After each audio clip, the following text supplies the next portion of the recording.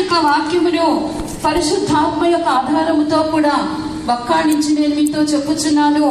ఆకాశపు వైఖరి మీరు ఎరుగుదురు, కానీ ఈ యొక్క కాలములు గూర్చిన సూచనలు మీరు వివేచింపలేరు అని చెప్పెను. அருமையான தேவனுடைய பிள்ளைகளே, நாம் காலங்களின் அடையாளங்களை நிதானிக்கக்கூடிய ஒரு இடத்துக்கு கடந்து வர வேண்டும் என்று இயேசு விரும்புகிறார். ప్రియులారా, మనము కాలముల యొక్క సూచనలను వివేచించినటువంటి స్థితికి రావాలని మన యేసు ప్రభు కోరుచున్నాడు. நாம் கடைசி காலத்திலே வந்திருக்கிறோம். మనము అంత్య దినముల్లోనికి వచ్చి ఉన్నాము. நம்முடைய ஆண்டவராகிய இயேசு கிறிஸ்து எந்த நேரத்திலும் வெளிப்படக்கூடியவராய் இருக்கிறார். మన ప్రభువైన యేసు క్రీస్తు ఏ సమయంలోనైనా ఆయన ప్రత్యక్షమగును. அவருடைய ரகசிய வருகை மிக மிக சமீபம் என்பதை இந்த உலகத்திலே நடக்கக்கூடிய అడయాళంగల్ நமக்கு బోధించக்கூடியதாக இருக்கிறது. ఆయన యొక్క రహస్య రాకడ అనేది ఎంతో సమీపముగా ఉన్నదని ఇక లోకంలో జరుగునటువంటి సూచనలు మనకు బయలుపరచుచున్నవి. ஒரு சந்தர்ப்பத்திலே ஒலிவமலையில் கர்த்தராகிய இயேசு கிறிஸ்து அமர்ந்திருந்த போது அவருடைய சீசர்கள் அப்போஸ்தலர்கள் அவரிடத்தில் வந்து 2 கேள்விகளை கேட்டார்கள். ఒకసారి యేసు ప్రభు ఒలీవ కొండల మీద ఆయన కూర్చొని ఉండినప్పుడు ఆయన అపోస్తలులైనటువంటి శిష్యులు ఆయన యొద్దకు వచ్చి ఒక 2 ప్రశ్నలు ప్రభు యొద్ద వారు అడిగిరి. మత్తయి 24వ అధికారం 3వ వచనத்திலே அதை நாம் வாசிக்கிறோம். దానిని గురించి మనము మత్తయి సువార్త 24వ అధ్యాయము 3వ వాక్యములో మనం చదువుచున్నాము. ఆయన ఒలీవ కొండ మీద కూర్చుని ఉన్నప్పుడు శిష్యులు ఆయన వద్దకు ఏకాంతముగా వచ్చి, ఇది ఎప్పుడు జరుగును? నీ రాకడకును యుగ సమాప్తికి సూచనలేవి మాతో చెప్పుమనగా. கர்த்தருடைய பரிசுத்த நாமத்துக்கு மகிமையுண்டாகட்டும். దేవుని పరిశుద్ధ నామమునకు మహిమ కలుగును గాక. கர்த்தராகிய இயேசு கிறிஸ்துவினிடத்திலே சீசர்கள் தனித்து வந்து 2 கேள்விகளை கேட்கிறார்கள். உம்முடைய வருகைக்கும் உலகத்தின் முடிவுக்கும் அடையாளம் என்ன?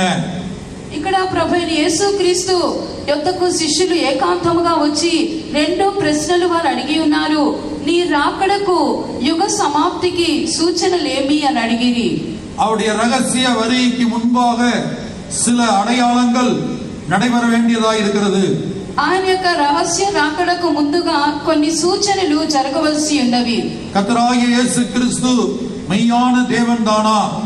ప్రభువైన యేసు క్రీస్తు ఆయన నిజముగానే నిజమైన దేవుడేనా? கர்த்தராகிய இயேசு கிறிஸ்து மெய்யான தேவன் தானா என்கிற கேள்வி யாருடைய இதயத்திலாவது எழும்புமானால் அவர் மெய்யான தேவன் தான் என்பதை நீங்கள் விளங்கிக் கொள்ளும்படியாக தீர்க்க தரிசன வசனங்களை ஆராய்ந்து பார்க்க வேண்டியது அவசியமாக இருக்கிறது. ప్రభువైన యేసు క్రీస్తు నిజమైన దేవుడేనా అన్నటువంటి ప్రశ్న ఎవరిలోనైనా లేచినట్లయితే ఆయనే నిజమైన దేవుడు అని చెప్పి మనం తెలుసుకొనున్నట్లుగా ప్రవచన వాక్యముల యొక్క ఆధారముతో మనము తెలుసుకొనుట మనకు అవసరమై ఉన్నది.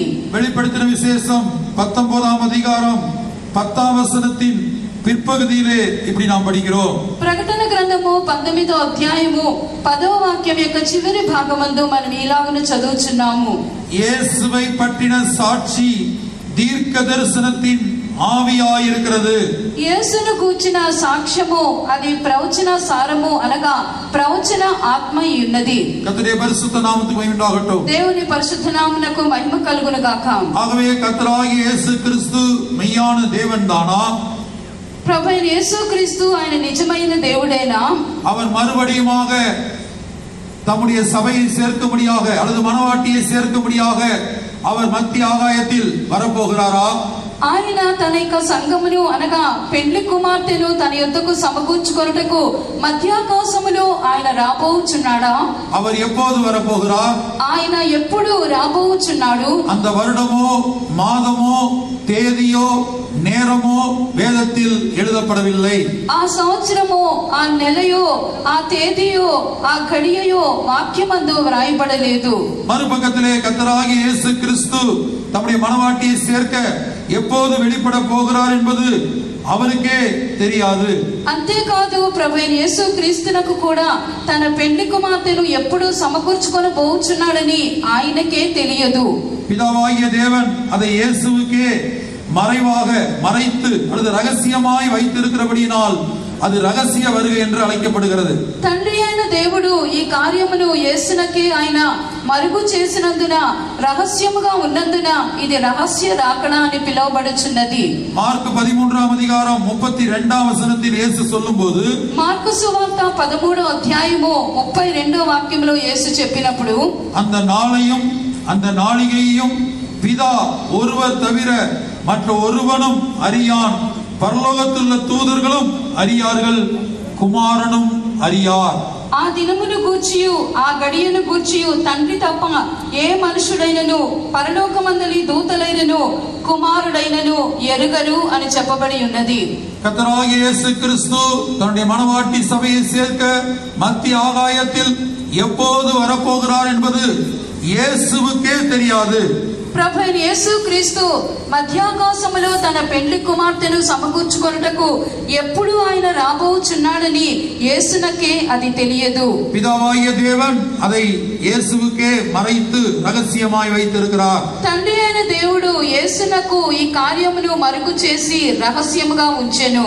ஆனால் அதே வேளையிலே அவருடைய மணவாட்டி சபை இயேசுவை சந்திக்க ஆயத்தப்படும்படியாக சில அடையாளங்களை வேதத்திலே தீர்க்கதரிசனமாக எழுதி வைத்திருக்கிறார். అయితే తన పెండ్లి కుమార్తె సంఘము ఆయన రాకడకు సిద్ధమగునట్లుగా వాక్యమందు కొన్ని సూచనలన్నీ కూడా వ్రాయబడి ఉండుటను మనం గ్రహింపగలుగుచున్నాము. கர்த்தராகிய இயேசு கிறிஸ்துவின் ரகசிய வருகைக்கு முன்பாக 4 விதமான அடையாளங்கள் நிறைவேற வேண்டும் என்று வேதத்தில் எழுதப்பட்டிருக்கிறது. యేసు ప్రభు యొక్క రహస్య రాకడకు ముందుగా 4 విధమైన సూచనలు నెరవేరవలసి ఉన్నది అని వాక్యమందు వ్రాయబడి ఉన్నది. முதலாவது, இந்த பூமியிலே சில அடையாளங்கள் நிறைவேற வேண்டியது அவசியமாயிருக்கிறது. మొట్టమొదటిగా ఇక భూమి మీద కొన్ని సూచనలు నెరవేర్చబడుట అవశ్యమై ఉన్నది. இந்த பூமியிலே இன்னென்ன காரியங்கள் சம்பவிக்க வேண்டும் என்று தீர்க்க தரிசனமாய் எழுதப்பட்டிருக்கிறது. ఈ భూమి మీద ఏ ఏ కార్యములు సంభవింపనై ఉన్నదని ప్రవచన సారముగా వ్రాయబడి ఉన్నది. கர்த்தருடைய பரிசுத்த நாமம் உண்டாகட்டும். పరిశుద్ధ దేవుని పరిశుద్ధ నామమునకు మహిమ కలుగును గాక. இரண்டாவது, வானத்திலே சில சம்பவங்கள் நிறைவேற வேண்டும் என்று தீர்க்கதரிசனமாய் எழுதப்பட்டிருக்கிறது. రెండవదిగా ఆకాశమందు కొన్ని సూచనలు నెరవేరవలసి ఉన్నదని ప్రవచన రీత్యా వ్రాయబడుటను మనం చూడగలుగుచున్నాము. மூன்றாவதாக, சபையில் தேவ ஜனங்கள் மத்தியில் சில சம்பவங்கள் அல்லது சில அடையாளங்கள் நிறைவேற வேண்டும் என்று தீர்க்கதரிசனமாய் எழுதப்பட்டிருக்கிறது. అంతేకాదు మూడవదిగా సంఘమందు కొన్ని కార్యములు సూచనలు నెరవేరవలసి ఉన్నదని ప్రవచన రీత్యా వ్రాయబడుటను మనం చదవగలుగుచున్నాము. கர்த்தருடைய பரிசுத்த நாமத்துக்கு உண்டாகட்டும். దేవుని పరిశుద్ధ నామమునకు మహిమ కలుగును గాక. நான்காவதாக, யூதர்கள் மத்தியில் சில அடையாளங்கள் நடைபெற வேண்டும் என்று தீர்க்க தரிசனமாய் எழுதப்பட்டிருக்கிறது. నాలుగవదిగా యూదుల మధ్యలో కొన్ని సూచనలు నెరవేరవలనని ప్రవచన రీత్యా వ్రాయబడుటను మనం చూస్తున్నాము. அப்போஸ்தலர்கள் 3వ அதிகாரம் 21వ వచనத்திலே நாம் இவ்விதமாய் படிக்கிறோம். అపోస్తల కార్యములు 3వ అధ్యాయము 21వ వాక్యములో మనం ఇలాగున చదువుచున్నాము. అన్నిటికీ కుదురుబాటు కాలమును వచ్చునని దేవుడు ఆది నుండి తన పరిశుద్ధ ప్రవక్తల నోట పలికించెను. అంతము వరకు యేసు పరలోక నివాసి ఉండుట ఆవశ్యకము. உலக தோற்றம் முதல் தேவன் தம்முடைய பரிசுத்த தீர்க்கதரிசிகள் எல்லாருடைய வாக்கினாலும் உரைத்தவைகள் எல்லாம் நிறைவேறி தீருங்காலங்கள் வருமளவும் பரலோகம் அவரை ஏற்றுக்கொள்ள வேண்டும். ఆది నుండి కూడా జగత్పునాది మొదలుకొని పరిశుద్ధమైనటువంటి ప్రవక్తలతో నోట వ్రాయబడినటువంటి ప్రతి ప్రవచన వాక్యం అనేది నెరవేరునంత వరకు కూడా ఆయన అలాగే పరలోక నివాసి అయి ఉండుట ఆవశ్యకమై ఉన్నది. ஆகவே 4 விதமான தீர்க்க தரிசனங்கள் நிறைவேறின பிற்பாடுதான் இயேசு தம்முடைய ரகசிய வருகையிலே மணவாட்டி சபையை சேர்க்க வருகிறார். ఈ 4 విధమైనటువంటి ప్రవచన వాక్యములు నెరవేరిన తరువాతనే యేసు ప్రభు యొక్క రహస్య రాకడ అనేది బయలుపడును. நான் மறுபடியும் சொல்லுகிறேன், முதலாவது, பூமியிலே சில அடையாளங்கள் எழுதப்பட்ட தீர்க்க தரிசனத்தின் மூலமாக அந்த அடையாளங்கள் நிறைவேற வேண்டிய அவசியமாக இருக்கிறது. నేను మరలా చెప్పుచున్నాను, మొట్టమొదటిగా ఇక భూమి మీద ప్రవచన వాక్యములో వ్రాయబడిన ప్రకారము అవన్నీ కూడా నెరవేరుట అవసరమై ఉన్నది. இரண்டாவதாக வானத்திலே சில அடையாளங்கள் நிறைவேற வேண்டும். தீர்க்க தரிசனத்தில் எழுதப்பட்ட வண்ணமாக வானத்திலே சில அடையாளங்கள் நிறைவேற வேண்டும். రెండవదిగా ప్రవచనములో వ్రాయబడిన ప్రకారము ఆకాశమందు కొన్ని సూచనలు నెరవేర్చబడుట అవసరమై ఉన్నది.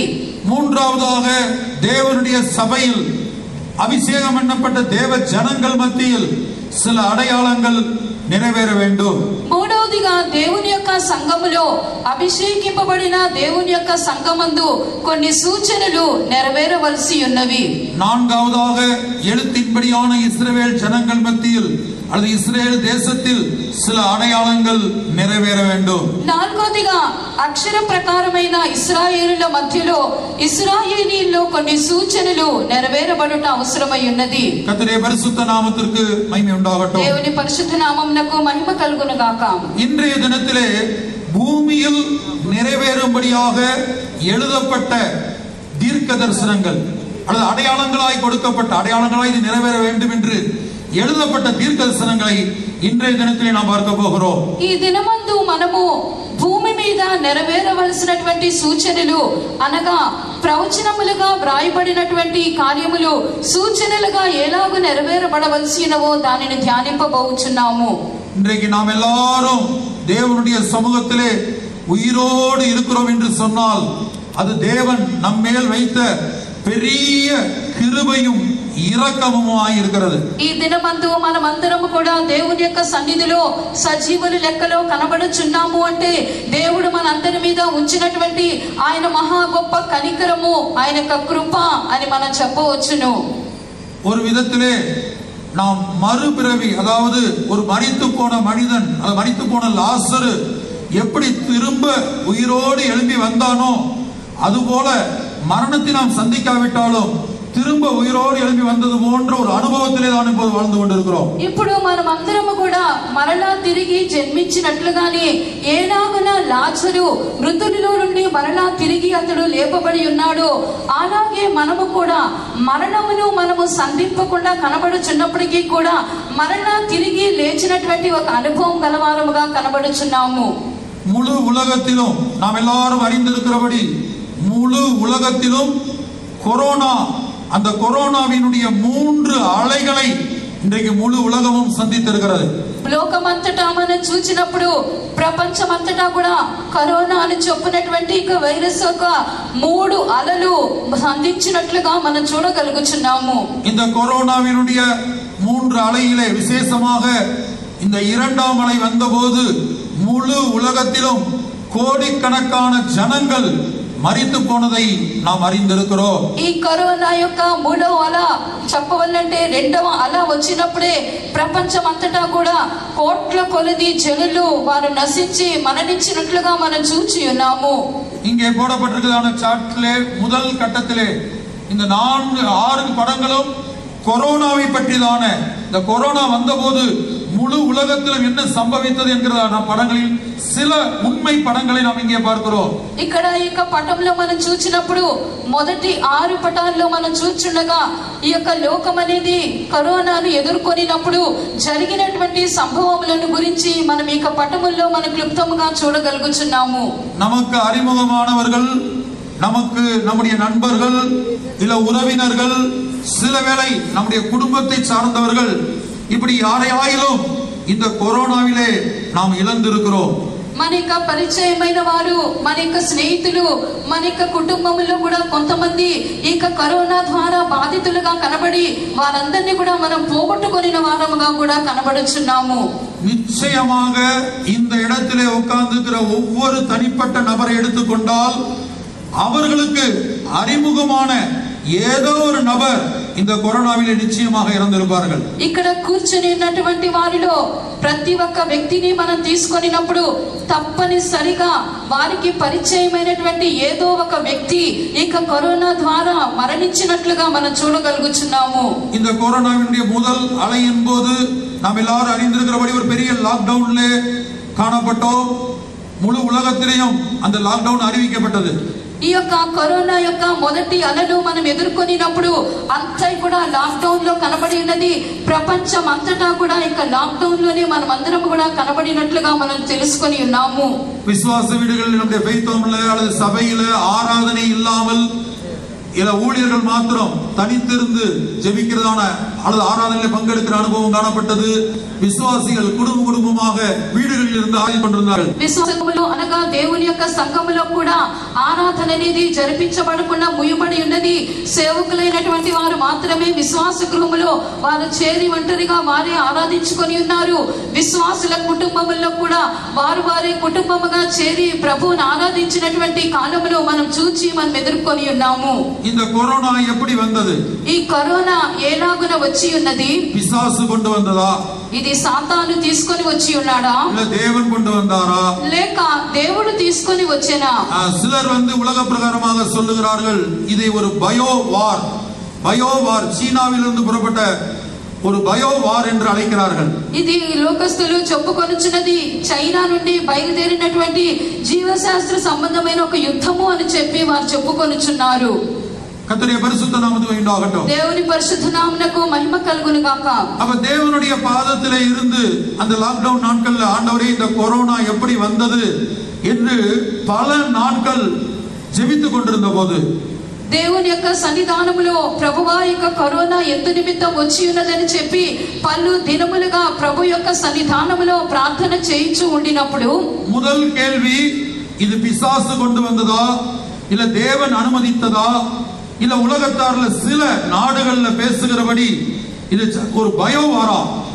ఇది సాతాను కరోనాను తీసుకొని వచ్చి ఉన్నాడా లేక దేవుడు దీనిని అనుమతించి ఉన్నాడా లేక లోకంలో వారు చెప్పుకొనుచున్నట్లుగా ఒక బయోవార్ అనగా జీవనముకు సంబంధించిన ఒక యుద్ధం అని చెప్పి వారు అనుకొనుచున్నట్లుగా ఇది వచ్చి ఉన్నదా అని చెప్పినటువంటి ప్రశ్న కనబడి ఉన్నది. இரண்டாவதாக இது என்ன காரணத்தினால் இப்படி ஒரு கொள்ளை நோய் முழு உலகத்திலும் இதுவரை இந்த உலகம் சந்தித்திராத அளவுக்கு முழு உலகத்திலும் இந்த கொள்ளை நோய் வந்தது. రెండోదిగా మరెన్నడూ కూడా లోకము ఎదుర్కొన్నటువంటి విధముగా ఇక తెగుళ్ళు అనేది భూమి అందంతటా కూడా వచ్చినట్లుగా మనం చూస్తున్నాము. மூன்றாவது இந்த கொள்ளை நோய் எப்போது போகும் அல்லது எப்போது தீரும் எப்போது முடிவுக்கு வரும்? మూడోదిగా ఈ యొక్క తెగుళ్ళు అన్నటువంటి ఇక కరోనా ఎప్పుడు ఒక అంతమునకు వచ్చును ఎప్పుడు ఇది తీరిపోవును అనున్నటువంటి ప్రశ్న என்று பல நாட்களாக இரவு பகலும் ஜெபித்த போது திட்டவட்டமான ஒரு தேவ சத்தம் கேட்டேன். ఈలాగున పలు దినాలుగా రాత్రి పగళ్ళు కూడా నేను దేవుని యొక్క సన్నిధానంలో ప్రార్థన చేసినప్పుడు ఒక ఖచ్చితంగా ఒక ఖండితంగా నాతోనే మాట్లాడినటువంటి దేవుని యొక్క స్వరమును నేను విని ఉన్నాను. உலக ஆராய்ச்சியாளர்கள் இதற்கு கொரோனா என்று பெயர் கொடுத்திருந்தாலும் ఇక లోకములో ఉన్నటువంటి లోక పరిశోధకులు దీనికి తెగులుకు కరోనా అని వారు పేరు పెట్టినప్పటికీ இந்த கொரோனா முதல் அலை வந்தபோது WHO என்று அழைக்கப்படுகிற உலக சுகாதார அமைப்பிற்கு இது என்ன காரணத்தினால் வந்தது எப்படி கட்டுப்படுத்துவது என்பதை அறியாமல் முழு உலக ஆராய்ச்சியாளர்களும் திணறிக் கொண்டிருந்த நேரம் అయితే మొట్టమొదటి అలా ఇక కరోనా భూమి మీదకి వచ్చినప్పుడు ఇక లోకంలో కనబడుచున్నటువంటి ప్రపంచ ఆరోగ్య పరిశుభ్రత సంస్థ వారు దీనికి కారణం ఏమై ఉన్నది దేని బట్టి ఇది వచ్చి ఉన్నదని చెప్పి తమ యొక్క పరిశోధనలు వారు చేసినను దేనిని కూడా వారు కనుగొనలేకపోయింది. உலக சுகாதார மையமானது முதலாவது கொரோனா இதனால தான் வருகிறது இந்த நபர்களுக்கு தான் வரும் அல்லது இந்த வயதுக்கு மேற்பட்டவர்களுக்கு வரும் என்று சொன்னார்கள். பிற்பாடு மாற்றி மாற்றி மாற்றி சொல்லிக் கொண்டே இருந்தார்கள். ఈ యొక్క లోకంలో ఉన్నటువంటి ప్రపంచ ఆరోగ్య పరిశుభ్రత సంస్థ వారు దీని గురించి తమ యొక్క పరిశోధనలు వారు కొనసాగించి ఇలాంటి ఫలాన్ని వ్యాధి గల వారికి ఇది ఇక తాకును లేనట్లయితే ఇటువంటి వయసు గల వారికి ఇటువంటి కరోనా వచ్చును అని తెలియపరిచి ఉన్నారు. అయితే ఇక కరోనా వెళ్ళగా పలు రీతులుగా అది మారుచుండగా తాము ఇచ్చినటువంటి ఇక సిద్ధాంతం అనేది వారికి తప్పని చెప్పి వారు గ్రహించుకొని ఉన్నారు. முழு உலகம் எவ்வளவு பிரயாசப்பட்டும் அதற்கான மருந்தை இன்றைக்கு வரைக்கும் கண்டுபிடிக்க முடியவில்லை. தடுப்பூசி என்று சில காரியங்களை அவர்கள் பயன்படுத்தினாலும் கூட தடுப்பூசி போட்ட எத்தனையோ பேர், எனக்கு அறிமுகமான நான் அறிந்த எத்தனையோ பேர் மரித்து போயிருக்கிறார்கள். అయితే లోకం వారు ఇది దేని నిమిత్తము కలుగుచున్నదని చెప్పి ఎన్నో పరిశోధనలు చేసినప్పటికీ కూడా దానికి తగినటువంటి కారణము వారు కనుగొనలేకపోయినారు. చివరికి వారు ఒక వ్యాక్సిన్ వారు తీసుకొని వచ్చి ఉన్నారు. ఆ వ్యాక్సిన్ వేసుకున్నట్లయితే ఇది తీరిపోవును అని చెప్పి వారు అలాగున దాని అమల్లోనికి తీసుకొని వచ్చిరి. முதலாவது நான் கேட்ட தேவ சத்தம் ஒரு தீர்க்கதரிசன வசனமாக இருக்கிறது. మొట్టమొదటిగా నేను వినినటువంటి దేవుని యొక్క శబ్దం అనేది ఒక ప్రవచన వాక్యముగా అది కనబడుచున్నది. அந்த தீர்க்கதரிசன வார்த்தை ஆபகுக் 3ஆம் அதிகாரம் 5, 6 வசனங்கள் என்கிற தேவ சத்தம் தான் நான் ஜெபத்திலே கேட்டது. అయితే నేను ప్రార్థించినప్పుడు వినినటువంటి దేవుని యొక్క శబ్దం అనేది హబక్కూకు గ్రంథము 3వ అధ్యాయము 5వ వాక్యము అని చెప్పి నేను విని ఉన్నాను. 5, 6 வசனங்கள் என்ற 5, 6 வசனங்கள் என்கிற தேவ சத்தத்தை கேட்டேன். 5, 6 వాక్యములుగా దేవుని యొక్క స్వరమును నేను విని ఉన్నాను. ஆனால் அதுவரையிலும் தேவ சத்தம் கேட்டு வேதத்தை திறந்து அந்த வசனத்தை வாசிக்கிற வரையிலும் அப்படி ஒரு வசனம் வேதத்தில் இருப்பது எனக்கு தெரியாது. నేను దేవుని యొక్క శబ్దమును విని ఈ యొక్క వాక్యమును దేవుడు నాకు అందించినప్పుడు బైబిల్ తెరిచి ఆ యొక్క వాక్యము చదివే వరకు ఇటువంటి ఒక వాక్యం అనేది పరిశుద్ధ గ్రంథములో ఉన్నదా అని చెప్పి అంతవరకు నాకు తెలియకపోయెను. நான் கேட்ட ஜெபத்தில் கேட்ட முதல் கேள்வி, இந்த கொரோனா எப்படி வந்தது? பிசாசினிடத்தில் இருந்தா அல்லது தேவன் அனுமதித்து தேவனிடத்தில் இருந்தா அல்லது உலகத்தார்ல சிலர் சொல்லுகிறபடி இது ஒரு பயோ வாரா?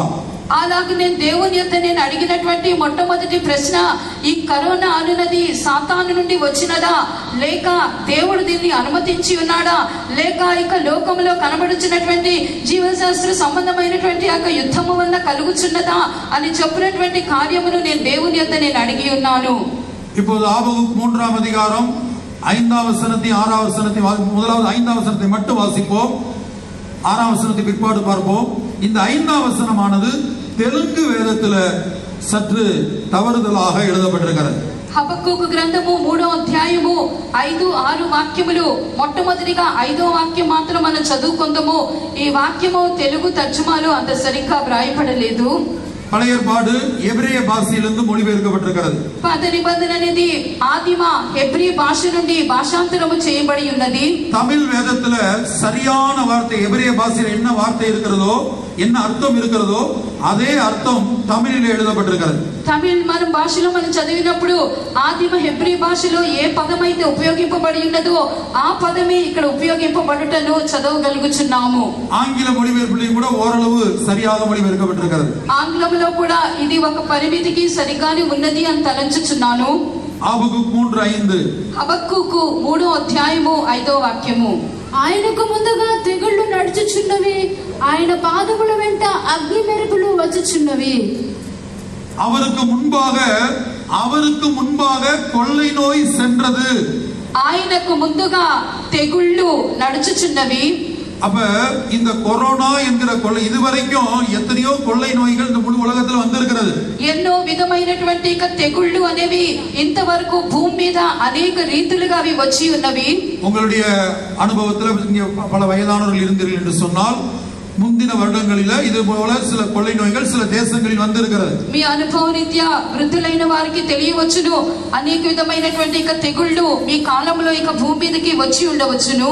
ஆனா முழு உலகத்திலும் கோடிக்கணக்கான ஜனங்கள் மரித்து சில தேசங்களில அடக்கம் பண்ணுவதற்கு இடமில்லாமல் போக மட்டும் அநேக பிரேதங்கள் விழுந்தது அல்லது அநேகர் மரித்து போனது இந்த கொரோனாவின் நிமித்தமாகத்தான். అయితే కరోనా నిమిత్తం మనం చూసినప్పుడు లోకమంతటా కూడా కోట్ల కొలది జనులు దీని వల్ల మరణించి ఉన్నారు. కొన్ని దేశాలలో అయితే వారిని పాతి పెట్టుటకు కూడా స్థలము లేనటువంటి విధముగా అంతగా వారి యొక్క శవములు పడి ఉండుటను మనం చూచి ఉన్నాము. அவருக்கு முன்பாக கொள்ளை நோய் சென்றது. ఆయనకు ముందుగా తెగుళ్ళు నడుచుచున్నవి. அதோட அர்த்தம் என்னவென்றால் இயேசுவின் ரகசிய வருகைக்கு முன்பாக கொள்ளை நோய் உண்டாகும். దీని అర్థమేదనగా యేసు ప్రభు యొక్క రహస్య రాకడకు ముందుగా తెగుళ్ళు సంభవించును. அடுத்து அந்த வசனத்துல தமிழ்லையும் ஆங்கிலத்திலும் எபிரேய பாஷையில் எப்படி எழுதப்பட்டிருக்குன்னா, அவர் தேவனுடைய அல்லது இயேசுனுடைய கால் அடிகளில் இருந்து எரிபந்தமான காய்ச்சல் புறப்பட்டது. తర్వాతగా మనం రెండో వరుసలో చదువుచున్నప్పుడు తమిళ్లోను ఆంగ్లంలోను కూడా ఆదిమ హెబ్రీ భాష నుండి భాషాంతరము చేయబడినట్లుగా ఆయన యొక్క పాదముల నుండి ఆయన పాదముల వెంట మనం చదివినప్పుడు మండుచున్నటువంటి మంట వంటి జ్వరాలు బయలుదేరి ఉన్నవి అని చెప్పబడి ఉన్నది. ஆனால் தெலுங்கு வேதத்துல அவருடைய காலடியில் இந்த லைட்டிங் மின்னல் வந்தது என்கிற அர்த்தத்துல எழுதப்பட்டிருக்கிறது. అయితే ఇక్కడ తెలుగులో ఆయన పాదముల వెంట అగ్ని మెరుపులు వచ్చుచున్నవి అని చెప్పబడి ఉన్నది.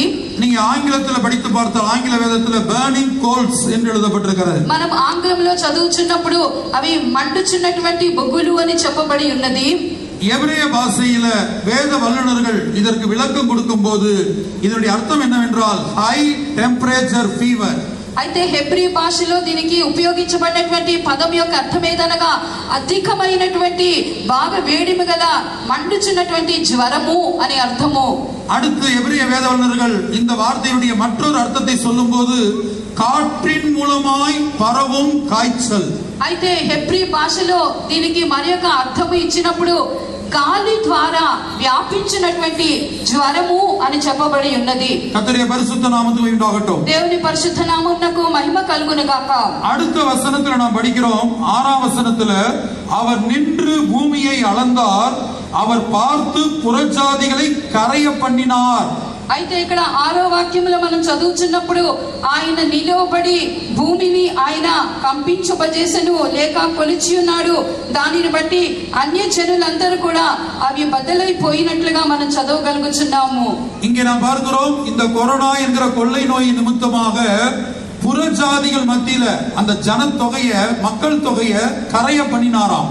ఇక్కడ మనం చదువుచుండినప్పుడు ఇక కరోనా లేక ఇక తెగుళ్ళ మూలముగా ఆ యొక్క జనుల మధ్యలో కనబడుచున్నటువంటి జన సంఖ్య అనునది తగ్గిపోవునట్లుగా చేసెను అని అర్థమించుచున్నది. நாம் எல்லாரும் அறிந்திருக்கிறபடி தேவ ஜனங்கள் மத்தியில் சிலர் மரித்து போனது உண்மைதான். మనకందరికీ తెలిసినట్లుగా దేవుని యొక్క జనుల మధ్యలో కొందరు మరణించుటను మనం తెలుసుకొని ఉన్నాము.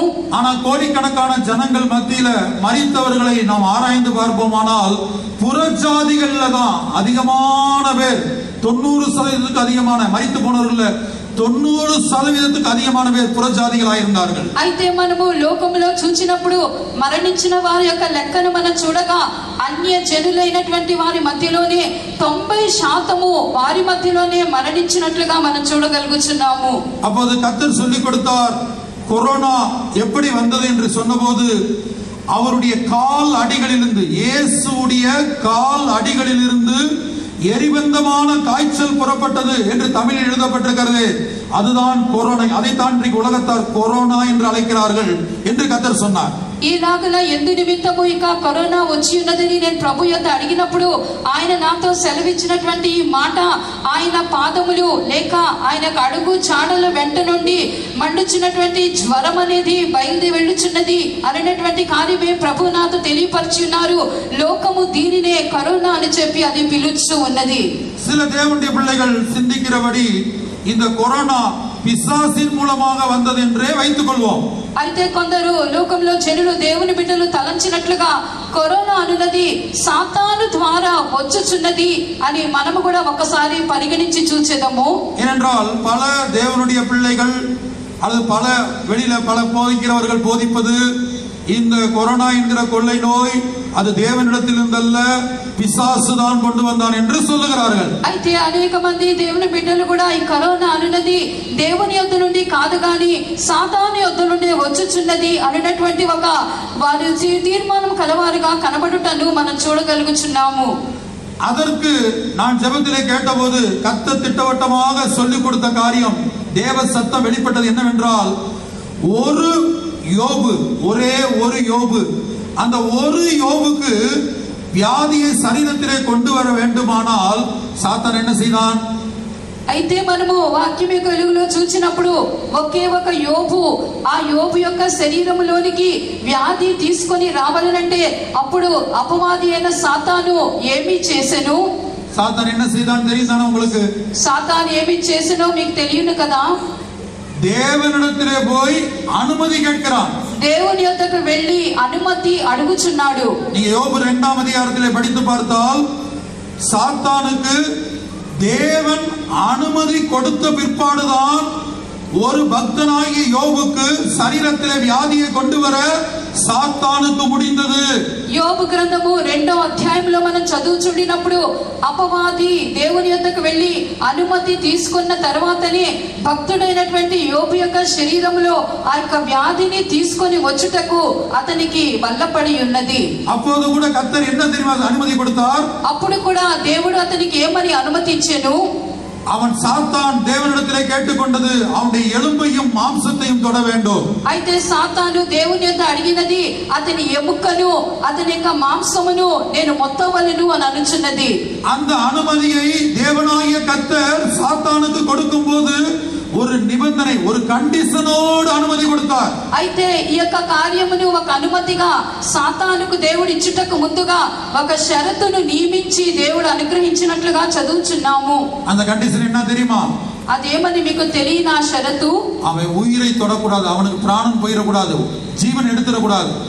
అతని ప్రాణం మాత్రము నువ్వు ముట్టకూడదు, అతని ప్రాణమును తీయకూడదు అన్నటువంటి షరతు.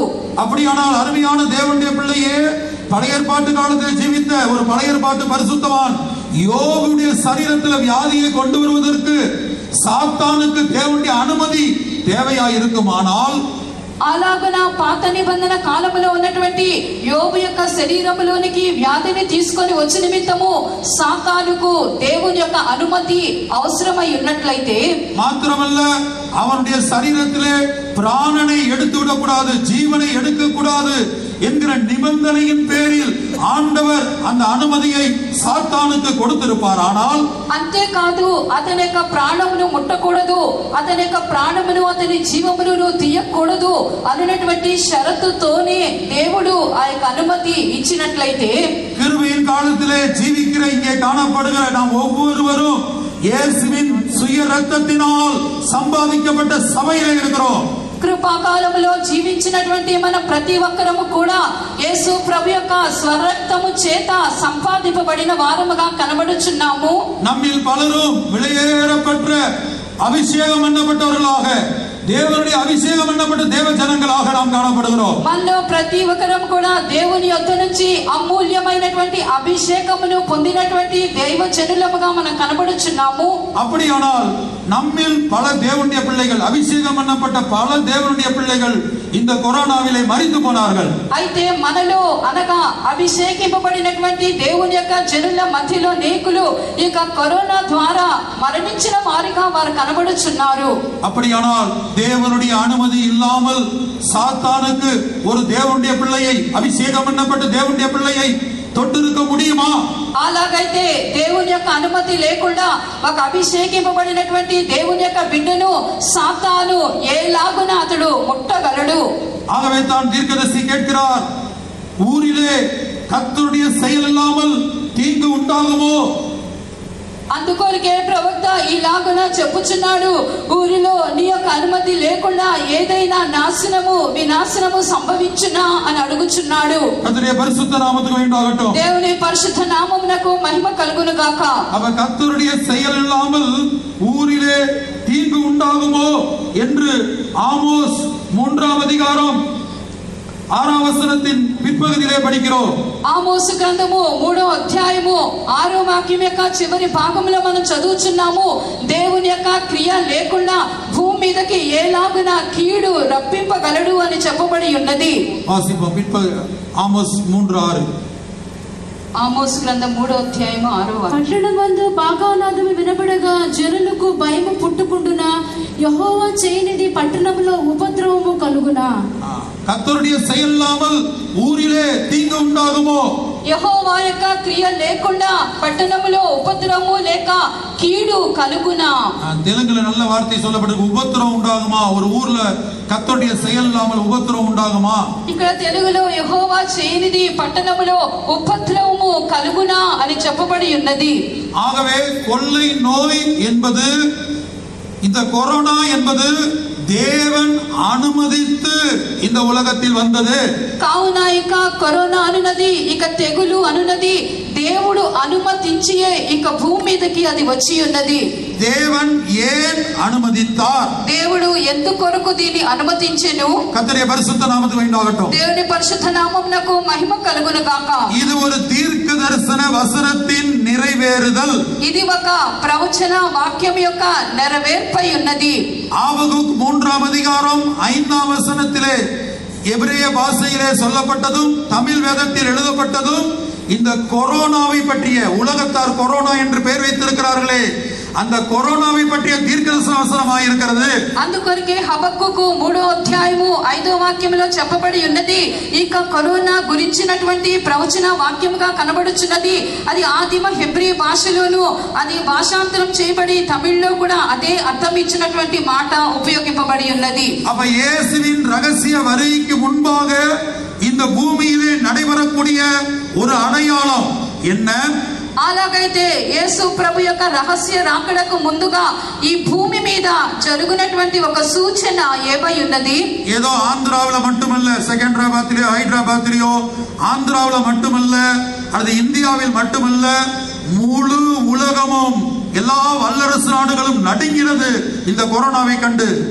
కేవలము ఇక్కడ ఆంధ్రాలో మాత్రమే కాదు, ఇక్కడ తెలంగాణలో హైదరాబాదు సికింద్రాబాదు పట్టణంలో మాత్రమే కాదు, అన్ని దేశముల్లో కూడా చెప్పవాలంటే మంచి శక్తి బలము కలిగినటువంటి దేశాలు కూడా ఇక కరోనాను బట్టి అవి వణికిపోవచ్చున్న స్థితిలో కనబడుచున్నవి. இன்றைக்கு டெக்னாலஜி என்று அழைக்கப்படுகிற தொழில்நுட்பம் முழு உலகத்திலும் எவ்வளவு வளர்ந்திருந்தாலும், மருத்துவத்துறை விஞ்ஞானத்துறை எவ்வளவு வளர்ந்திருந்தாலும், எந்த மருத்துவத்துறைக்கும் எந்த விஞ்ஞானத்துறைக்கும் மனிதனை இந்த அழிவிலிருந்து, இந்த மரணத்திலிருந்து காப்பாற்ற முடியவில்லை. అయితే ఇక లోకంలో ఈ దినాల్లో మనం చూసినప్పుడు విజ్ఞానం అనేది ఎంతగా అది అభివృద్ధి చెందినప్పటికీ కూడా, విజ్ఞానం అన్నది ఎంతగా కూడా విస్తరించినప్పటికీ కూడా లోకమును ఈ యొక్క తెగుళ్ళ నుంచి, ఈ యొక్క బాధితులైనటువంటి వారిని మరణం నుండి కూడా తప్పింపలేకపోయి ఉన్నవి. எல்லா நாடுகளும், வல்லரசு நாடுகளும், எல்லா விஞ்ஞானிகளும், எல்லா ஆராய்ச்சியாளர்களும், தேச தலைவர்களும் இந்த கொரோனாவுக்கு முன்பாக தோல்வியடைந்து நின்றார்கள். ఆ దేశములంతా కూడా మంచి బలము శక్తి గల దేశములు, విజ్ఞానులైనటువంటి వారందరూ కూడా తమ యొక్క పరిశోధన వల్ల కూడా ఏమీ చేయలేకపోయిరి. ఇక కరోనా ఎదుట వారందరూ కూడా అపజయము పాలైపోయిరి. இந்த இடத்திலே காணப்படுகிற நம்ம எத்தனை பேர் நன்றியோடு இருக்கிறோம்? இந்த 3 அலை, கொரோனாவின் அலையை கடந்த பிற்பாடும் இன்றைக்கு நாம் உயிரோடு இருப்பது தேவனுடைய கிருபை, கிருபை, கிருபை. ఇప్పుడు ఇక్కడ కూర్చున్న వారిలో ఎంతమంది మీలో కృతజ్ఞత గల వారిగా కనబడుచున్నారు? ఇక 3 అలలు భూమి మీదకి వచ్చి అవి కొట్టినప్పటికీ కూడా ఇంకా కూడా ప్రభు మనను కాపాడి ఉన్నాడు అని చెప్పినట్లయితే అది అంతా కూడా దేవుని యొక్క కృప, ఆయన కృప, ఆయన కృప మాత్రమై ఉన్నది. நான் ஊழியம் செய்ததான ஃப்ரேசர் டவுன், பெங்களூர்ல ஃப்ரேசர் டவுன் என்கிற இடத்திலே கிட்டத்தட்ட 40க்கும் அதிகமான தேவனுடைய பிள்ளைகள் மரித்து போனார்கள். నేను సేవ చేస్తున్నటువంటి బెంగళూరులో ఫ్రేజర్ టౌన్ అనేటువంటి ప్రాంతమందు 40 కంటే కూడా పైగా దేవుని యొక్క బిడ్డలు అక్కడ మరణించి ఉన్నారు. குடும்பமாக பாதிக்கப்பட்டிருந்தார்கள். కుటుంబముగా కుటుంబ సమేతముగా కరోనా బాధితులుగా వారు కనబడి ఉన్నారు. சிலர் மருத்துவமனைக்கு போனார்கள். மருத்துவமனைக்கு போன எல்லாரும் மரித்து போனார்கள். కొంతమంది వారు వైద్యశాలకు వెళ్లి ఉన్నారు. ఆసుపత్రికి వెళ్ళినటువంటి వారందరూ కూడా మరణించి ఉన్నారు. ஆனால் சில தேவனுடைய பிள்ளைகள் தெய்வீக சுகத்திலே உறுதியாய் நின்றார்கள். అయితే కొంతమంది దేవుని బిడ్డలు దైవిక స్వస్థత కొరకు వారు స్థిరముగా నిలవబడిరి. அவர்களுக்கு நாம் எல்லாம் அறிந்திருக்கிறபடி மூச்சு திணறல் ஏற்பட்டது. அந்த ஆக்சிஜன் குறைபாடு நிமித்தமாக மூச்சு திணறல் ஏற்பட்டது. మనకందరికీ తెలిసినట్లుగా జీవవాయువు ఆక్సిజన్ అనేది తగ్గిపోవటం వల్ల వారు సరిగ్గా వారు గాలి పీల్చుకోలేక ఊపిరితిత్తు బాధితులుగా మార్చబడి ఉన్నారు. அப்ப கர்த்தர் ஒரு வசனத்தை கொடுத்து ஜெபிக்க சொன்னார். అయితే దేవుడు ఒక వాక్యం ఇచ్చి వారికి తెలియపరచమని చెప్పిరి. அதாவது ஆதி மனிதனை தேவன் எப்படி உண்டாக்கினார்? ஒரு மண்ணினாலே ஒரு உருவத்தை செய்து தம்முடைய சுவாசத்தை ஆதி மனிதனுக்குள்ளே தேவன் ஊதினார். అప్పుడు దేవుడు చెప్పినది, ఆది మనుషుని దేవుడు ఏలాగున కలుగజేసి ఉన్నాడు. మంటితో కూడా దేవుడు ఆ యొక్క రూపమును ఏర్పరిచి అతని యొక్క నాసికా రంధ్రములలో జీవ వాయువును ఆయన ఊదెను. அப்ப ஆக்சிஜன் இப்ப பாத்தீங்கன்னா மருத்துவமனைகள்ல கூட பாத்தீங்கன்னா எந்த ஹாஸ்பிடல் போனாலும் ஆக்சிஜன் தட்டுப்பாடு. ఆక్సిజన్ తట్టుబాటు என்று திருப்பி திருப்பி అనుభవపడ్డాர்கள். అందుకొరకు వారు ఏ ఆసుపత్రికి వెళ్ళినా ఎక్కడ వెతికినా సరే వారికి జీవవాయువైన ఆక్సిజన్ దొరకకపోయినది. ఆక్సిజన్ ఇక్కడ లేదు, అదంతా చాలా తక్కువైపోయినది, లభించుట లేదు అన్నటువంటి మాటే ఆ దినాలలో వినబడినది. அப்ப கர்த்தர் கேட்டார், ஏன் என்னுடைய பிள்ளை ஆக்சிஜனை தேடி மருத்துவமனைக்கு செல்ல வேண்டும்? అప్పుడు దేవుడు మాట్లాడినది, ఎందుకొరకు నా బిడ్డలు ఆక్సిజన్ నిమిత్తము దాన్ని వెతుకుచు ఆసుపత్రికి వారు వెళ్ళాలి. மல்கியா தீர்க்கதரிசி கேட்கிறபடி அங்கே ஒரு தீர்க்கதரிசன வார்த்தையை கர்த்தர் சொல்லி ஜெபிக்கும்படி சொன்னார். అక్కడ మనలా కూడా దేవుడు ఒక ప్రవచన వాక్యమును ఎత్తి ప్రార్థించమని నాకు తెలియపరిచి ఉన్నారు. மல்கியா 2వ அதிகாரம் 15వ వచనத்தில், మలాకి 2వ అధ్యాయము 15వ వాక్యములో, அவர் ஒருவனை அல்லவா படைத்தார், ఆయన ఒక్కరినే కదా ఆయన సృష్టించినది, ஆவி அவரிடத்தில் பரிபூர்ணமாய் இருந்ததே, ఆత్మ వారి యొక్క సంపూర్ణముగా కనబడి ఉన్నది. அப்ப ஆவி அவரிடத்தில் பரிபூர்ணமாய் இருந்தது. ఆత్మ వారి యొక్క పూర్ణముగా కనబడి ఉన్నది. ஒரு மண்ணான உருவத்துக்கு தேவன் தம்முடைய ஆவியை ஊதி, சுவாசத்தை ஊதி அதை ஜீவ ஆத்மாவாய் ஒரு உயிருள்ள மனிதனாய் மாற்றி இருக்க கூடுமானால், దేవుడు మట్టితో నిర్మించినటువంటి ఆ యొక్క మనిషి యొక్క నాసికానందరములలో జీవ వాయువును ఊది అతన్ని జీవాత్మగా ప్రభు మార్చగలిగినట్లయితే, அதுபோல ஆக்சிஜனுக்காக கஷ்டப்படுகிற, திணறிக் கொண்டிருக்கிற, அது இல்லாமல் சுவாசம் விடுவதற்கு கஷ்டப்பட்டு கொண்டிருக்கிற தேவனுடைய பிள்ளைக்கு தேவனுடைய ஆவி உள்ளே பிரவேசிக்கும் போது జీవన్ ఉండాలో, అలాగే ఆక్సిజన్ దొరకకుండా కష్టపడుచున్నటువంటి దేవుని యొక్క బిడ్డలకు దేవుని యొక్క వారి శ్వాసను వారు తీసుకొనినప్పుడు ఆ జీవవాయువు వారి లోపలికి వెళ్ళగా వారికి తగినటువంటి ఆక్సిజన్ వారికి దేవుని ఆత్మ ద్వారా లభించదా? என்னுடைய அனுபவத்திலே நான் கண்களால கண்ட காட்சி, சில தேவனுடைய ஊழியர்கள், சில தேவனுடைய பிள்ளைகள், அவர்கள் யாரும் மறுமணி போகவில்லை, கூச்சுத்தினர்கள் வந்தது, ஆனால் தேவனுடைய சுவாசம் அவர்களே ஜீவனை கொண்டு வந்தது, మరణத்துக்கு తప్పిందే. ఆగే నా కళ్ళారా చూచినటువంటి దృశ్యమై ఉన్నది. ఈ లాగున మనకి శ్వాస జీవవాయువు దొరకకుండా కష్టపడినటువంటి దేవుని బిడ్డలు ఆసుపత్రికి వారు వెళ్ళలేదు. దేవుని ఆత్మ వారికి శ్వాస విన్నది, మరణించలేదు, వారు దేవుని ద్వారా నిలవబెట్టబడి ఉన్నారు. நம்மில் பலரும் அதை நாம் உணர்கிறதில்லை, தெரிவிப்பதில்லை. தேவனுக்கு ஒரு நன்றி இல்லை, இதயத்தோடு நன்றி சொல்லவில்லை. అయితే నీకు తెలుసునము అనేకులము దీన్ని మనం గ్రహించుకోవటం లేదు. ఎందుకు జరిగినది వెలుగుతి మనం చూచుట లేదు. ప్రభు ఇలాగున మనను కాపాడి ఉన్నాడే అని చెప్పి మనము కృతజ్ఞతను తెలియపరచుట లేదు. 10 మంది కుష్ఠరోగులను యేసు స్వస్థపరిచెను. ஒரே ஒரு மனிதன் சுகமற்ற பிற்பாடு வந்து தேவனை மகிமைப்படுத்தினார். అయితే వారిలో ఒక్క మాత్రమే దేవుడు అనుగ్రహించిన స్వస్థత కొరకు దేవుని మహిమపరచుటకు తిరిగి వచ్చాడు. యేసు அவனை பார்த்து கேட்கிறார், நான் சுத்தமாக்கினது 10 அல்லவா, குணமாக்கினது 10 பேரை அல்லவா, மற்ற 9 பேர் எங்கே? అయితే యేసు అతన్ని చూచి ఇలాగ అడిగెను, 10 మంది శుద్ధులే కదా, మిగిలిన 90 ఎక్కడా అని చెప్పి అడిగెను. அங்கே 10 பேரை குணமாக்கினார். యేసు అక్కడ 10 మందిని ఆయన స్వస్థపరిచెను.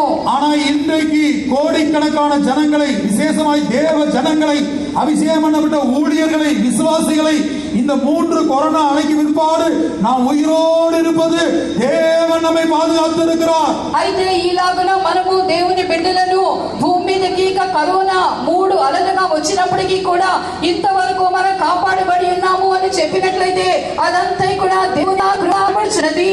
ஒவ்வொரு நாள் அதிகாலை எழும்பும்போது, அதிகாலை சோஜனத்திற்கும் போது நான் இன்றைக்கு உயிரோடு இருப்பது தேவன் கிருபை, கிருபை, கிருபை என்ற ஒரு நன்றியுள்ள இதயத்தோடு நாம் போற்றுகிறோமா? మనమైతే వేకువజామున స్తోత్రమతలకు లేచినప్పుడు, ప్రభువా నేను సజీవ లెక్కలో ఉన్నానంటే నీ కృపయే, నీ కృపయే అని చెప్పి దేవుని చెప్పి దినాన్ని మనం అలాగన ఆరంభించి మనం నడుచుకొచ్చున్నాం. ఉయిరోడు இருப்பது நம்முடைய బలమా, நம்முடைய ஞானமா, நம்முடைய சாமியமா? ఈ దినాలలో మనము సజీవ లెక్కలో ఉన్నట్లయితే అది లేక జ్ఞానమా, లేక అది మన సామర్థ్యమా? அன்றைக்கு பஸ்காட்டுக்குடி ரத்தம் பூசப்பட்ட வீடுகளிலே சங்காரக்காரன் பேசிக்காமல் அந்த ரத்தம் பாதுகாத்தது. ఆ దినాలలో పస్క గొర్రెపిల్ల రక్తమని చింపబడినప్పుడు ఆ గొర్రెపిల్ల యొక్క రక్తము పూయబడ సహాయుడు లోపల ప్రవేశించకుండా వారందరూ కూడా కాపాడబడి ఉన్నారు. இந்த கொரோனா என்கிற கொள்ளை நோயின் வல்லமை அந்த முழு உலகத்திலும் மரணத்தின் வல்லமையாக நடமாடின போது இயேசுவின் ரத்தம் நம்மை பாதுகாத்தது. అయితే ఇక కరోనా అన్నటువంటి ఇక తెగులు ఇదంతా కూడా మరణపు శక్తిగా లోకమంతటా ప్రపంచమంతటా కూడా అది తిరుగులాడుచు నడిచినప్పుడు మనను కాపాడి ఉన్నది దేవుని యొక్క రక్తముగా కనబడుచున్నది. நடந்ததை அறிந்திருக்கிறோமே. ஒரு அபார்ட்மெண்ட்ல ஒரு வீட்டுல கொரோனா வந்தால் அந்த மொத்த அபார்ட்மெண்டை கவர்மெண்ட் சீல் பண்ணினது.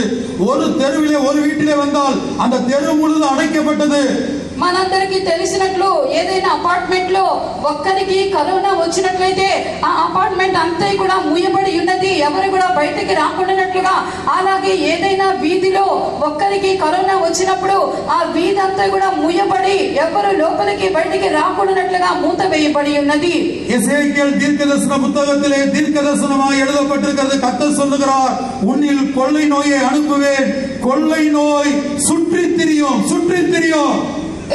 హెచ్కేలు గ్రంథంలో మనం చదువుచున్నప్పుడు నేను తెగుళ్లను పంపించబోచున్నాను, ఆ తెగుళ్ళనేవి మీ చుట్టూరు కూడా అవి తిరుగులాడులు, అవి మీ చుట్టూరు కూడా సంచరించునని చెప్పబడి ఉన్నది. அப்படி முழு உலகத்திலும் சுற்றி திரிந்த கொரோனா என்கிற கொள்ளை நோய் நம்முடைய வீட்டுக்குள் பிரவேசிக்காமல், நமக்குள்ளே பிரவேசிக்காமல், ஒருவேளை நம்மில் சிலருக்குள் பிரவேசித்தாலும் கர்த்தர் நம்மை உயிரோடு வைத்திருக்கிறார். கிருபை கிருபை கிருபை. అలాగే ఇక లోకమంతటా కూడా చుట్టి తిరిగి వచ్చినటువంటి ఇక కరోనా అనున్నది మన యొక్క జీవితంలో మనకి రాకుండా, మన కుటుంబంలోనికి రాకుండా, ఒకవేళ వచ్చినా సరే దాన్ని బట్టి మనము కాపాడబడి ఉన్నామని చెప్పినట్లయితే అదంతా కూడా దేవుని యొక్క కృపయే, ఆయన కృపయే, ఆయన కృపయే ఉన్నది. கர்த்தருடைய பரிசுத்த நாமத்துக்கு దేవుని పరిశుద్ధ నామమునకు మహిమ కలుగును గాక. அப்ப கொள்ளை நோய் ஆபகுக்கு 3:5 படிக்கிறோம். கொள்ளை நோய் அவருக்கு முன் சென்றது. అందుకొరికి హబక్కూకులో మనం చదివి ఉన్నాము, తెగుళ్ళు ఆయనకు ముందుగా నడుచుచున్నవి. அப்ப இயேசுவின் ரகசிய வருகைக்கு முன்பாக தீர்க்க தரிசனமாய் எழுதப்பட்டிருக்கிறது, கொள்ளை நோய் வரும். అందుకొరకు యేసు ప్రభు యొక్క రహస్య రాకడకు ముందుగా ప్రవచన రీత్యా చెప్పబడి ఉన్నది, తెగుళ్ళు భూమి మీదకి వచ్చును. మాత్రమல்ல, அந்த கொள்ளை நோய் காய்ச்சலின் மூலமாக. అంతేకాదు ఆ తెగుళ్ళు కూడా ఏలాగున వచ్చినట్టు కూడా వ్రాయబడి ఉన్నది, మండించిన జ్వరము ద్వారా అవి వచ్చును అని చెప్పబడి ఉన్నది. அந்த காய்ச்சல் எங்கிருந்து புறப்படுகிறது? ఆ జ్వరం అనేది ఎక్కడ నుండి బయలుదేరుచున్నది? இயேசுவின் கால் அடிகளிலிருந்து எரிவந்தமான காய்ச்சல் புறப்படுகிறது. மற்றொரு அர்த்தம், இயேசுவின் கால் அடிகளிலிருந்து காற்றின் மூலம் பரவும் காய்ச்சல் புறப்படுகிறது. యేసు యొక్క పాదముల యొద్ద నుండి ఇక మంటగా ఉన్న జ్వరం అనేది బయలువెడుచున్నది. అనగా ఇంకొక మాటలలో యేసు యొక్క పాదముల యొద్ద నుండి గాలి ద్వారా ఈ యొక్క జ్వరం అనేది వ్యాపించుచున్నది.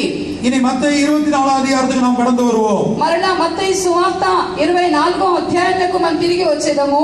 அப்ப சீசர்கள் கேட்ட கேள்வி, அவருடைய ரகசிய வருகைக்கு, அந்த வருகைக்கான அடையாளம் என்ன? ఇక్కడ శిష్యులు యేసు ప్రభు యొద్ద అడిగిన ప్రశ్న, నీ రాకడకైనటువంటి సూచనలు ఏమై ఉన్నవని. அப்போது இயேசு பூமியிலே நடைபெறக்கூடிய சில அடையாளங்களை தீர்க்கதரிசனமாய் சொல்லுகிறார். అప్పుడు యేసు ప్రభు ఇక భూమి మీద జరగబోనటువంటి కొన్ని సూచనలను ప్రవచన రీత్యా బయలుపరిచి ఉన్నాడు. அதே இயேசு வானத்திலே நடைபெறக்கூடிய சில அடையாளங்களை தீர்க்கதரிசனமாய் இந்த அதிகாரத்தில் சொல்லியிருக்கிறார். అంతేకాదు యేసు ప్రభు ఇంకను కూడా ఆకాశమందు ఏ ఏ సూచనలు కనబడనని చెప్పి ప్రవచన మూలముగా తెలియపరిచి ఉన్నాడు. அதே இயேசு யூதர்கள் மத்தியிலே நடைபெறக்கூடிய அடையாளத்தை இந்த அதிகாரத்திலே சொல்லியிருக்கிறார். ఆ యేసే యూదుల మధ్యలో ఏ ఏ సూచనలు జరుగును అని చెప్పి కూడా తెలియపరిచి ఉన్నాడు. ஆண்டவராக சபையிலே நடைபெறக்கூடிய அடையாளத்தையும் இதே அதிகாரத்திலே சொல்லியிருக்கிறார். అంతేకాదు సంఘములో జరగబోనటువంటి సూచనలను కూడా ఈ అధ్యాయములోనే చెప్పబడి ఉన్నది. இப்போது மத்தேயு 24 அதிகாரம் 7 வசனத்தை வாசிக்கும் போது, మత్తయి సువార్త 24వ అధ్యాయము 7వ వాక్యాన్ని మనం చదివినప్పుడు அங்கே பூமியிலே நடக்கக்கூடிய சில அடையாளங்களை சொல்லுகிறார். అక్కడ భూమి మీద జరుగునటువంటి కొన్ని సూచనల గురించి చెప్పబడి ఉన్నది. జనం మీదకి జనమును, రాజ్యం మీదకి రాజ్యమును లేచును, అక్కడక్కడ కరువులను, భూకంపములను కలుగును, ఇవన్నీ వేదనలకు ప్రారంభము. ஜனத்துக்கு விரோதமாய் ஜனமும், ராஜ்யத்துக்கு விரோதமாய் ராஜ்யமும் எழும்பும். జనము మీదకి జనమును, రాజ్యం మీదకి రాజ్యమును లేచును. கர்த்தருடைய பரிசுத்த நாமத்துக்கு மகிமை. దేవుని పరిశుద్ధ నామమునకు మహిమ కలుగును గాక. அவ பஞ்சங்களும் கொள்ளை நோய்களும் பூமி எதிர்ச்சிகளும் பல இடங்களில் உண்டாகும். అంతేకాదు కరువులను, భూకంపములను, తెగుళ్లను భూమి మీదకి వచ్చును అని చెప్పబడి ఉన్నది. இவைகளெல்லாம் வேதனைகளுக்கு ஆரம்பம் என்று சொல்லுகிறார். ఇవన్నీ కూడా వేదనలకు ప్రారంభము అని చెప్పబడెను. 6ஆம் வசனத்திலே சொல்லும்போது இவைகளெல்லாம் சம்பவிக்க வேண்டியதே. 6వ వాక్యంలో చదువుచున్నప్పుడు ఇవన్నీ కూడా జరగవలసి ఉన్నది, ஆனாலும் முடிவு உடனே வராது என்று 6ஆம் வசனத்திலே சொல்லுகிறார். అయినా అంతము వెంటనే రాదు అని 6వ వాక్యంలో చెప్పబడి ఉన్నది. முதல் கேள்வி, இந்த கொரோனா என்கிற கொள்ளை நோய் ஒரு தீர்க்க தரிசனமாய் இருக்கிறது, தீர்க்க தரிசன அடையாளமாய் இருக்கிறது. మొట్టమొదటిగా ఈ కరోనా అన్నటువంటి తెగుళ్ళు అన్నది ప్రవచన రీత్యా ఒక సూచనగా కనబడుచున్నది. தேவனிடத்தில் கேட்ட முதல் கேள்விக்கு அவர் கொடுத்த பதில், இந்த கொரோனா என்பது தேவன் அனுமதித்து வந்தது, அது ஒரு தீர்க்க தரிசனத்தின் நிறைவேறுதல். దేవుని యొద్ద నేను అడిగినటువంటి ఆ ప్రశ్నకు జవాబు దేవుడు ఇచ్చిన మాట ఇది ప్రవచన రీత్యా కూడా నెరవేరబడవలసినటువంటి ఒక తెగుళ్ళుగా భూమి మీదకి రాబోచున్నది అని తెలియపరిచి ఉన్నాడు. இயேசுவின் ரகசிய வரிக்கு முன்பாக இது நடந்தே தீரும். యేసు యొక్క రహస్య రాకడకు ముందుగా ఇది తప్పనిసరిగా జరిగే తీరును. நான் இதற்கு முன்னாடி சொன்னது, இதற்கு முன்பு சொன்னது போல உங்களில் பலருடைய அனுபவத்தில், இங்கே உள்ள வயதானவர்கள் உங்களுடைய நாட்களில் கடந்த காலத்தில் இந்த உலகத்திலே கொள்ளை நோய்கள் வந்து நீங்கள் கேள்விப்பட்டிருக்கலாம். నేను ముందుగా మీతో చెప్పినట్లుగా పెద్దవారు వృద్ధులైన వారు ఎరిగి ఉండవచ్చును, మీ దినాలలో ఆ కాలంలో భూమి మీదకి లేక మీ ప్రాంతంలో కొన్ని తెగుళ్ళు మీకు సంధించి ఉండవచ్చును. ஆனால் முழு உலகத்திலும் ஆபகுக் 3ஆம் அதிகாரம் 6ஆம் வசனத்தில் சொல்லப்பட்டபடி புறஜாதிகளை கரைய பண்ணினார் அல்லது இல்லாமல் போக பண்ணினார் என்று எழுதப்பட்ட அந்த தீர்க்கதரிசனம் நிறைவேறினது இந்த கொள்ளை கொரோனாவின் நிமித்தமாகத்தான். అయితే హబక్కూకు 3వ అధ్యాయము 6వ వాక్యంలో చెప్పబడినట్లుగా అన్ని జనుల మధ్యలోనే వాళ్ళందరినీ కూడా వారి లెక్క తగ్గిపోవునట్లుగా దేవుడు వారి మధ్యలోనికి తీసుకొని వచ్చి ఉన్నాడు. ఆ తగ్గిపోవునట్లుగా చేసినది ఇక కరోనా అయ్యున్నది. நீங்கள் எத்தனை பேர் பார்த்தீர்களோ தெரியாது, முதல் அலை கொரோனாவின் அலை வந்தபோது இத்தாலி தேசத்திலே நடு தெருக்களிலே நல்ல கோட் சூட் போட்டு பெரிய பெரிய செல்வந்தர்கள், பெரிய பெரிய மனிதர்கள் நடு தெருவிலே முழங்கால் போட்டு இயேசுவை நோக்கி கதறி கொண்டிருந்தார்கள். మీలో ఎంతమంది దీన్ని చూచినారో లేదో తెలియదు, కానీ ఈ కరోనా వచ్చినటువంటి మొదటి అలా సంభవించిన దినాలలో ఇటలీ దేశంలో చూచినప్పుడు పెద్ద పెద్ద వారు, గొప్పవారు, మంచి సూట్లు కోటు ధరించినటువంటి వారు ఇక మధ్య రోడ్ల మీదకి వచ్చి వీధుల్లోనే వారు మోకాళ్ళుని యేసు ప్రభు తట్టు చేతులెత్తి వారు మొరపెట్టి ప్రార్థించుటను చూడగలిగి ఉన్నాము. ஏன்னா கொரோனாவிலே முதல் அலையிலே துவக்கத்திலே அதிக மரணம் இத்தாலியில் தான் சம்பவித்தது. ఎందుకనగా కరోనా యొక్క మొదటి అలా సంభవించినప్పుడు ఇటలీ దేశంలోనే అధిక శాతము మరణములు సంభవించి ఉన్నవి. சீனா தேசத்திலே பார்த்தீர்கள் என்று சொன்னால் போலீஸ் யூனிஃபார்மோடு சீனாவிலே சிலர் வந்து சுவிசேஷத்தை அறிவித்துக் கொண்டு இயேசுவின் நாமத்தை உயர்த்தி கொண்டு நடந்தார்கள். అయితే చైనా దేశంలో మనం చూసినప్పుడు ఆ దినాల్లో కొంతమంది పోలీసు డ్రెస్ ను వారు ధరించుకున్న వారిగా జనుల మధ్యలోనికి వెళ్లి దేవుని యొక్క సువార్తను వారికి ప్రకటించినట్లుగా చూడగలిగి ఉన్నాము. தேவன் கிருபையாக இப்போது இப்படிப்பட்ட ஒரு சுவிசேஷ கூட்டத்தை இந்த செகண்டராபாத்ல பாத்தீங்கன்னா ஏற்கனவே நான் நினைக்கிறேன் 8 கூட்டங்கள் முடிந்துவிட்டது என்று நினைக்கிறேன். నేను ఇప్పటికి నేను సికింద్రాబాద్ లోని దేవుని కృపను బట్టి సువార్త కూటాలు జరుగుతున్నవి. దాదాపు 8 స్థలాలలో ఇక కూటాలు ముగించబడి ఉన్నవి అని తలంచుచున్నాను. ஆகவே கிடைக்கிற தருணங்களை, கிடைக்கிற நாட்களை சமயம் வாய்த்தாலும் பவுல் தீமோத்தேயுக்கு சொன்னது போல சமயம் வாய்த்தாலும் சரி வாய்க்காவிட்டாலும் சரி திருவசனத்தை జాగ్రత్తగా ప్రసంగం பண்ணு. అందుకొరకే పరిశుద్ధ పౌలు కూడా తిమోతికి వ్రాయించుండినప్పుడు సమయమందును అసమయమందు కూడాను దేవుని యొక్క వాక్యమును ప్రకటించుము. మనకు అనుకూలం లేని సమయంలో కూడా మనము దేవుని యొక్క వాక్యమును సువార్తను మనం ప్రకటింపవలసి ఉన్నది. ஆனால் நீங்க மற்ற இடங்கள்ல பார்த்தீங்கன்னா இன்னும் லோக்கல் கன்வென்ஷன் எங்கேயுமே மேக்ஸிமம் ஆரம்பிக்கவே இல்ல. అయితే ఇతర స్థలాల్లో సెంటర్లో ఇంకను కూడా శాఖా విశ్వాస గృహాలలో ఇటువంటి సువార్త కూటములు అనేవి ఆరంభింపబడలేదు. நாம் பாக்கியவான்கள். இங்கே விசேஷமா இந்த இடத்திலே காணப்படுகிற நீங்கள் பாக்கியவான்களாக இருக்கிறீர்கள். మనము ధన్యులమై ఉన్నాము. ప్రత్యేకంగా ఈ స్థానంలో కూర్చున్నటువంటి మీరందరూ కూడా ఎంతో ధన్యులై ఉన్నారు. கிட்டத்தட்ட 2 வருடங்களுக்கு மேலாக தேவனை ஆராதிக்க முடியாமல், தேவ சமூகத்துக்கு போக முடியாமல் ஒரு பெரிய లాక్డౌన్కుள்ளே நாம் காணப்பட்டோம். 2 సంవత్సరాలుగా దేవుని ఆరాధించలేక దేవుని యొక్క సన్నిధానమునకు మనం వెళ్ళలేకుండానట్లుగా లాక్డౌన్ లో మనం అందరం కూడా ముయ్యబడి ఉన్నాము. அப்ப தேவனிடத்திலே ஜெபத்தில் கேட்ட இரண்டாவது கேள்வி, இந்த கொள்ளை நோய் ஏன் வந்தது? దేవుని యొక్క నేను ప్రార్థనలో అడిగినటువంటి రెండవ ప్రశ్న ఏమనగా ఈ యొక్క తెగులు ఎందు నిమిత్తము వచ్చి ఉన్నది. 8 காரணங்களை கர்த்தர் சொன்னார். దానికి ప్రభు నాకు 8 కారణములు తెలియపరిచి ఉన్నారు. அந்த 8 காரணங்கள் வேதத்தில் நீங்கள் படித்து பார்த்தால் அந்த 8 இடங்களிலேயும் கொள்ளை நோயை கர்த்தர் வரப்பண்ணினார் என்று வேதத்தில் எழுதப்பட்டிருக்கிறது. ఈ యొక్క 8 స్థలాల్లో కూడా వాక్యమందు మనం చదువుచున్నప్పుడు తెగులును దేవుడే పంపించెను అని చెప్పి రాయబడుటను మనం చూడగలము. பிசாசு அல்ல பிரியமானவர்களே, ప్రియులారా, అది తెచ్చినది సాతాను కాదు. கர்த்தர் உங்கள் மத்தியிலே உங்கள் நடுவிலே கொள்ளை நோயை வரப்பண்ணுவார். దేవుడు మీలోనికి మీ మధ్యలోనికి తెగుళ్లను రప్పించును అని చెప్పబడెను. சில இடங்களிலே தேவனே தம்முடைய ஜனத்தை பார்த்து நேரடியாய் சொல்லுகிறார், நான் கொள்ளை நோயை உங்களுக்குள்ளே அனுப்புவேன். దేవుడైతే కొన్ని స్థలాల్లో తిన్నగానే తన ప్రజలతో చెప్పుచున్నాడు, ఇదిగో నేను మీ మధ్యలోనికి తెగుళ్లను నేను పంపించబోచున్నాను. ஆகவே 8 காரணங்களை கர்த்தர் சொல்லி கொடுத்தார்.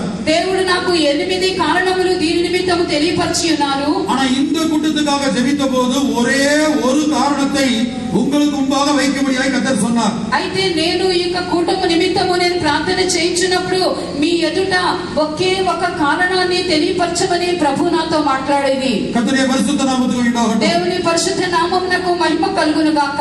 எரேமியா தீர்க்கதரிசன புத்தகம் 14ஆம் அதிகாரம் 10 முதல் 12 வரை உள்ள வசனங்களை தயவு செய்து கவனமாய் படிக்கும்படியாக கேட்கிறேன். ఇర్మియా గ్రంథము 14వ అధ్యాయము 10 నుంచి 12వ వాక్యం వరకు చాలా జాగ్రత్తగా అందరూ కూడా ఈ వాక్యములను చదవాలని నేను కోరుకొనుచున్నాను. యెహోవా ఈ జనులతో ఈ మాట సెలవిచ్చుచున్నాడు, ఈ జనులు తమ కాళ్లకు అడ్డము లేకుండా తిరుగులాడుటకు ఇచ్చగలవారు గనుక యెహోవా వారిని అంగీకరింపుడు. ఇప్పుడు ఆయన వారి అక్రమమును జ్ఞాపకము చేసుకునను, వారి పాపములను బట్టి వారిని శిక్షించును. మరియు యెహోవా నాతో ఇట్లనెను, వారికి మేలు కలుగునట్లు ఈ ప్రజల నిమిత్తము ప్రార్థన చేయకుము. వారు ఉపవాసం ఉన్నప్పుడు నేను వారి మొర్రను వినను. వారు దహనములైనను నైవేద్యములైనను అర్పించినప్పుడు నేను వాటిని అంగీకరింపను. ఖడ్గము వలనను క్షామము వలనను తెగుళ్ళు వలనను వారిని నాశనము చేసేదును.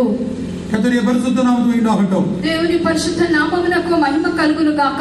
இந்த 10 இருந்து 12 வரை உள்ள வசனங்களை நீங்கள் படித்து பார்த்தால் 10 నుంచి 12 వాక్యములను అన్నిటిని మనం చదివినప్పుడు கர்த்தர் கொள்ளை நோயை அனுப்பினார் என்று நாம் இந்த வேத பகுதியிலே படிக்கிறோம். ఇక్కడ దేవుడు తెగుళ్లు పంపించెను అని వాక్యమందు మనం చదువుచున్నాము. அப்ப நான் தேவனிடத்தில் இந்த கொரோனா ஏன் வந்தது என்று கேட்டபோது ஆண்டவர் வலியுறுத்தி சொன்ன வேத பகுதி இதுதான். అయితే ప్రభువా ఎందు నిమిత్తము ఇక కరోనా వచ్చి ఉన్నది అని చెప్పి దేవుని యొద్ద నేను అడిగినప్పుడు ప్రభు నాతో కూడా ఒక్కనించి తెలియపరిచినటువంటి వాక్యము ఇదై ఉన్నది. 10ஆம் வசனத்திலே நாம் படிக்கிறோம், அவர்கள் தங்கள் கால்களை அடக்கிக் கொள்ளாமல் அலைய விரும்புகிறார்கள் என்று கர்த்தர் இந்த ஜனத்தை குறித்து சொல்லுகிறார். ఇక్కడ 10వ వాక్యంలో మనం చదువుచున్నాము, దేవుడు ఇక జనులను గురించి మాట సెలవిచ్చుచున్నాడు. ఈ జనులు తమ కాళ్లకు అడ్డము లేకుండా తిరుగులాడుటకు ఇచ్చగలవారు అని చెప్పబడి ఉన్నది. இந்த வசனத்தை தயவு செய்து இந்த வார்த்தையை நீங்கள் குறைந்தபட்சம் ஒரு 7 முறை திரும்பி திரும்பி படித்து பாருங்கள். ఇది మీకు వాక్యాన్ని మీకు వీలు పడినంత వరకు తిరిగి 7 సార్లైన వాక్యాన్ని మరలా మీరు చదవండి. விசுவாசிகளாய் இருக்கலாம், கிறிஸ்தவர்களாய் இருக்கலாம், தேவ ஊழியர்களாய் இருக்கலாம், நாம் யாராவும் இருக்கலாம். విశ్వాసులుగా మనం ఉండవచ్చును, లేక మనము క్రైస్తవులమై ఉండవచ్చు, లేక దేవుని యొక్క సేవకులమై మనం ఉండవచ్చును. கர்த்தர் ஒரு தேவனுடைய பிள்ளையினிடத்தில் என்ன எதிர்பார்க்கிறார்? దేవుడు ఒక దేవుని బిడ్డ యొద్ద నుంచి ఏమి ఎదురు చూస్తున్నాడు? தேவ சித்தம் இல்லாமல், தேவ நடத்திப்பில்லாமல் நீங்கள் எந்த பிரயாணமும், அதாவது வீட்டை விட்டு வெளியே இறங்கக்கூடாது, வெளியே எங்கேயும் போகக்கூடாது. దేవుని యొక్క చిత్తము లేకుండా, దేవుని యొక్క నడిపింపు మనకు లేకుండా మనము ఇంటి నుండి మనం బయటకు రాకూడదు. ఎటువంటి ప్రయాణములు, ఎటువంటి కార్యములకు మనం వెళ్ళకూడదు.